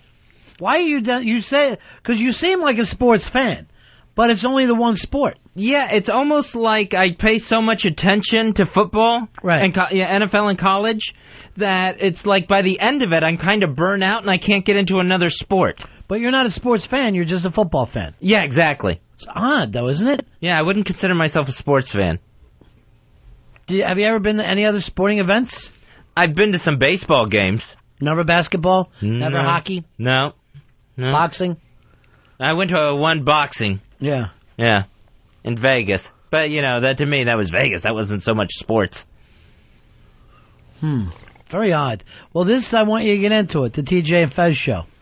Ask TJ if he's willing to share the title. Even if it's TJ with Fez. Get your name on the marquee. I don't think it's a good idea, because to me, Monday mornings are very uncomfortable. Why is that? 7:45 on XM Sports Nation. Why? Because it's not real conversational. I kind of throw some things out, and then TJ just says, "What other material do you have?" And it gets really uncomfortable. So you saying like you have the feeling he doesn't even want you? Yeah, I had the feeling like he was forced into Fez Whatley at 7:45 on a Monday. Do you see that any difference than my career? Do you see that any difference at all? I see a big difference there. Do you not think that I don't lay in bed and going, is there anyone else? Well, I would hope not. I would hope you just go to sleep. Wiki, have you ever listened to this at all before? Yeah, all the time. Is it uncomfortable? No, you know what? Did I describe it accurately? Yes, I think you're exactly right. He just chimes in a couple things, and then basically TJ takes over, starts talking, and then it's like, where did Fez go? And then Fez will throw out something else. TJ will run with it, and then it's like, well, all right, 6-7 minutes are up. I don't even get that much TJ running with it time. So the problem with Fez is not so much he doesn't have good lines, it's the interaction. Right. I think it's a little rough. I think it's rough. Yeah. Yeah, it's rough. Rougher than this show, the Ron and Fez chemistry, because that's awkward. Oh, it's rough, yeah. It's rougher. I mean, there's gaps in this show that you could drop a 747 in. There's just big places, just big air pockets. On the TJ show, you can hear me counting down the seconds till the end music, because I'm always the last segment on his Monday show. I had no idea that you were that. Yeah, I wrap up the Monday show on Sports Nation. Wow, that's awkward. Was it 146? Take your pick. What do you think it is? I think it's 146, XM Sports Nation. 45. And moved again. Yeah. Anyway, I like to stay a moving target, moving back and forth, making things happen. So you could be doing better on the show. Well, I don't think I can do any better. I'm bringing everything I got to the table. But it is a matter of chemistry. Yes, totally. I mean, like TJ can do a show, you can do a show, but somehow together you guys haven't mixed. Like the only reason why you're talking is because that's your jobs to talk. Right, yeah. And when I stop talking, then he goes, talk about something else. Is basically what he's saying. Now it sounds like a marriage. Now it sounds like it may be a nice long marriage. And plus, you tend to blow things out of proportion. They never go as bad or as good as you think they are. Oh, in a million years, this is as bad as I say. I'm not blowing it out of proportion. By the way, I want to take this time to thank Wiki. Got me this cigar in red wax. Unbelievable, thoughtful Christmas gift. Fez, your Christmas gift. Earl, are you going to put it online? Is that what you did with it? Yeah, we're going to take a picture of it. And do me a favor. Just put it up to the window so Wiki can see This is a fucking man's Christmas gift. I wish you were showing it off in a good way. There it is. Ceramic ashtray. But it's from Toots Shor's restaurant. Toots? Yeah. What the hell is this? It is an ashtray of a club that I've never been to. A ceramic white ashtray. It was a New York mainstay for years. One of the most famous bars in the city. And yet, if you go on Whackbag, you will see the actual ashtray from Toots Shor's restaurant because it looked old. It didn't look like it was made last year like that one. Would you say that ashtray is 60 years old? It looks it. Do you think so? Yeah, absolutely. Because to me, it's just way too white. It's not worn down. It definitely hasn't been used. The one on Whackbag got me really concerned on whackbag.com. Because it looks like something from the past. Yeah, it's, an odd-shaped thing. It looks worn out. And it's a completely different looking ashtray than the one I got you. Jim, you're on Ron and Fez. Hey, maybe Fez could do a Tuesday morning Raw roundup with TJ. Would you like to do that, Fez? No, I don't want to do any extra work with TJ. I think I do enough for the Sports Nation. But, I mean, if you don't want to keep on doing Mondays. Yeah, I don't know. I don't think moving it to Tuesday and talking wrestling is going to help. Because I'll say something about Kane, and then it'll be, what other wrestlers are you going to talk about? That's not going to change the situation. You're making it seem like it's TJ's fault. Well, yeah, a little bit. He's able to interact with everybody else on his show. Yeah, I don't know what the problem is. I don't know where that uncomfortability comes from. I know what the problem is. I deal with it daily. Maybe TJ now knows just how brilliant I am of keeping this thing afloat. Here's Joe. Joe, you're on Ron and Fez. Yo, buddies. Yeah. Every time I see this one movie, it's funny. I think of both of you because there's a hero and there's an old dying man. It's Tuesdays with Maury. Oh, yeah, Tuesdays with Maury. That could be us. Yeah, I don't want to think of us as Tuesdays with Fezzy. Fez, one of your best friends wants to say hello to you from Florida. It's Kerouac. How you doing, Kerouac? Hey, buddies. How you guys doing? What do you say, man? Not much, man. I just, I know I lost touch with you guys for a long time, so, I didn't really even know what you guys were up to, and I heard you've been on the radio for quite a while, and, We heard this, that you were going to start and send us some parody songs that Fez always loved. I would absolutely love to do that, guys, if you'd still be interested. I don't remember you doing anything when you were an intern. Why now? You know what I had the idea of? Is maybe, Fezzy, you and him, I'll write them together. We do something where you guys are working on them together. I'm not collaborating with the intern from years ago. Yeah. The intern from Florida. Well, if you guys are interested, I'd love to write some more stuff for you. And we'd love to hear it. More? Yeah. How about any? I wrote some. I wrote a few and played them on the air. He did some kind of gasoline or Listerine song. Remember? Now I to do. The fuel gimmick. I don't think the Listerine idea was mine. I think that one was taken a while ago. But oh yeah, it was Fezzy's. I did one from a whole bunch of groups that probably nobody's heard of now. Like Mighty Joe Plum and a couple of other ones. Fezzy loved that stuff. Why don't you work on it? Fezzy will send you some ideas. Fez2000 at AOL.com. Don't give him my address.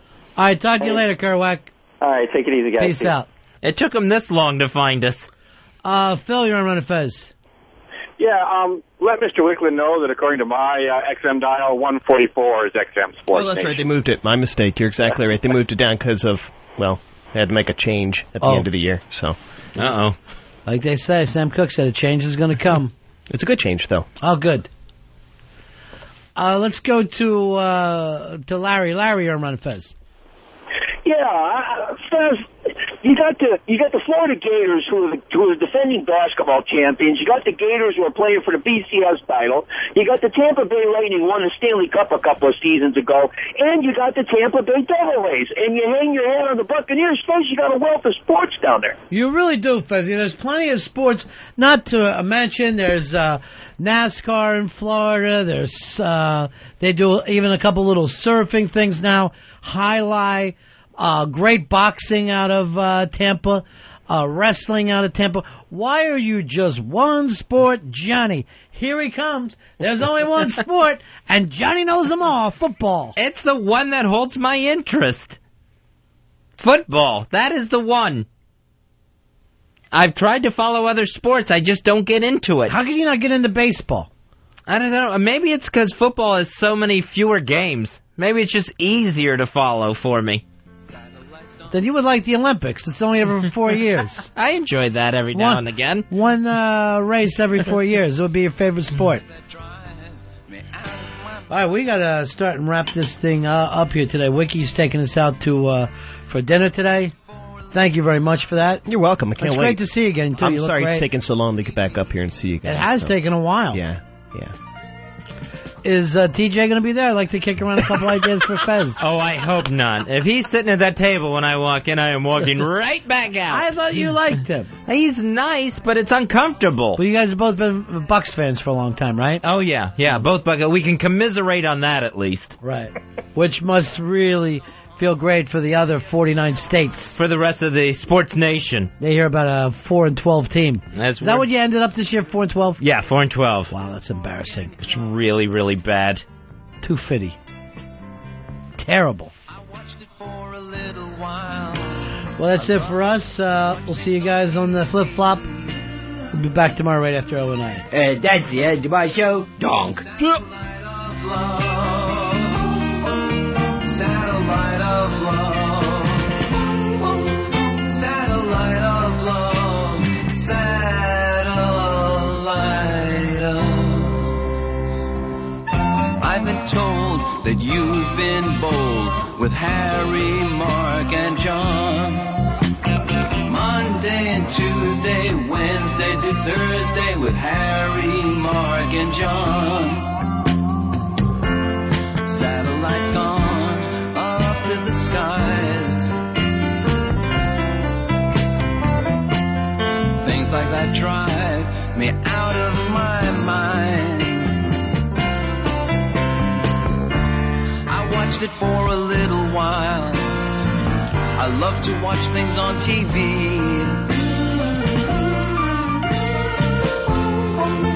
Satellite of love. Satellite of love.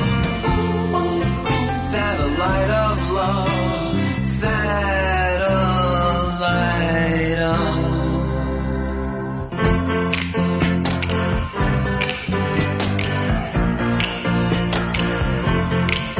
Satellite of love. Satellite of love. Satellite of love.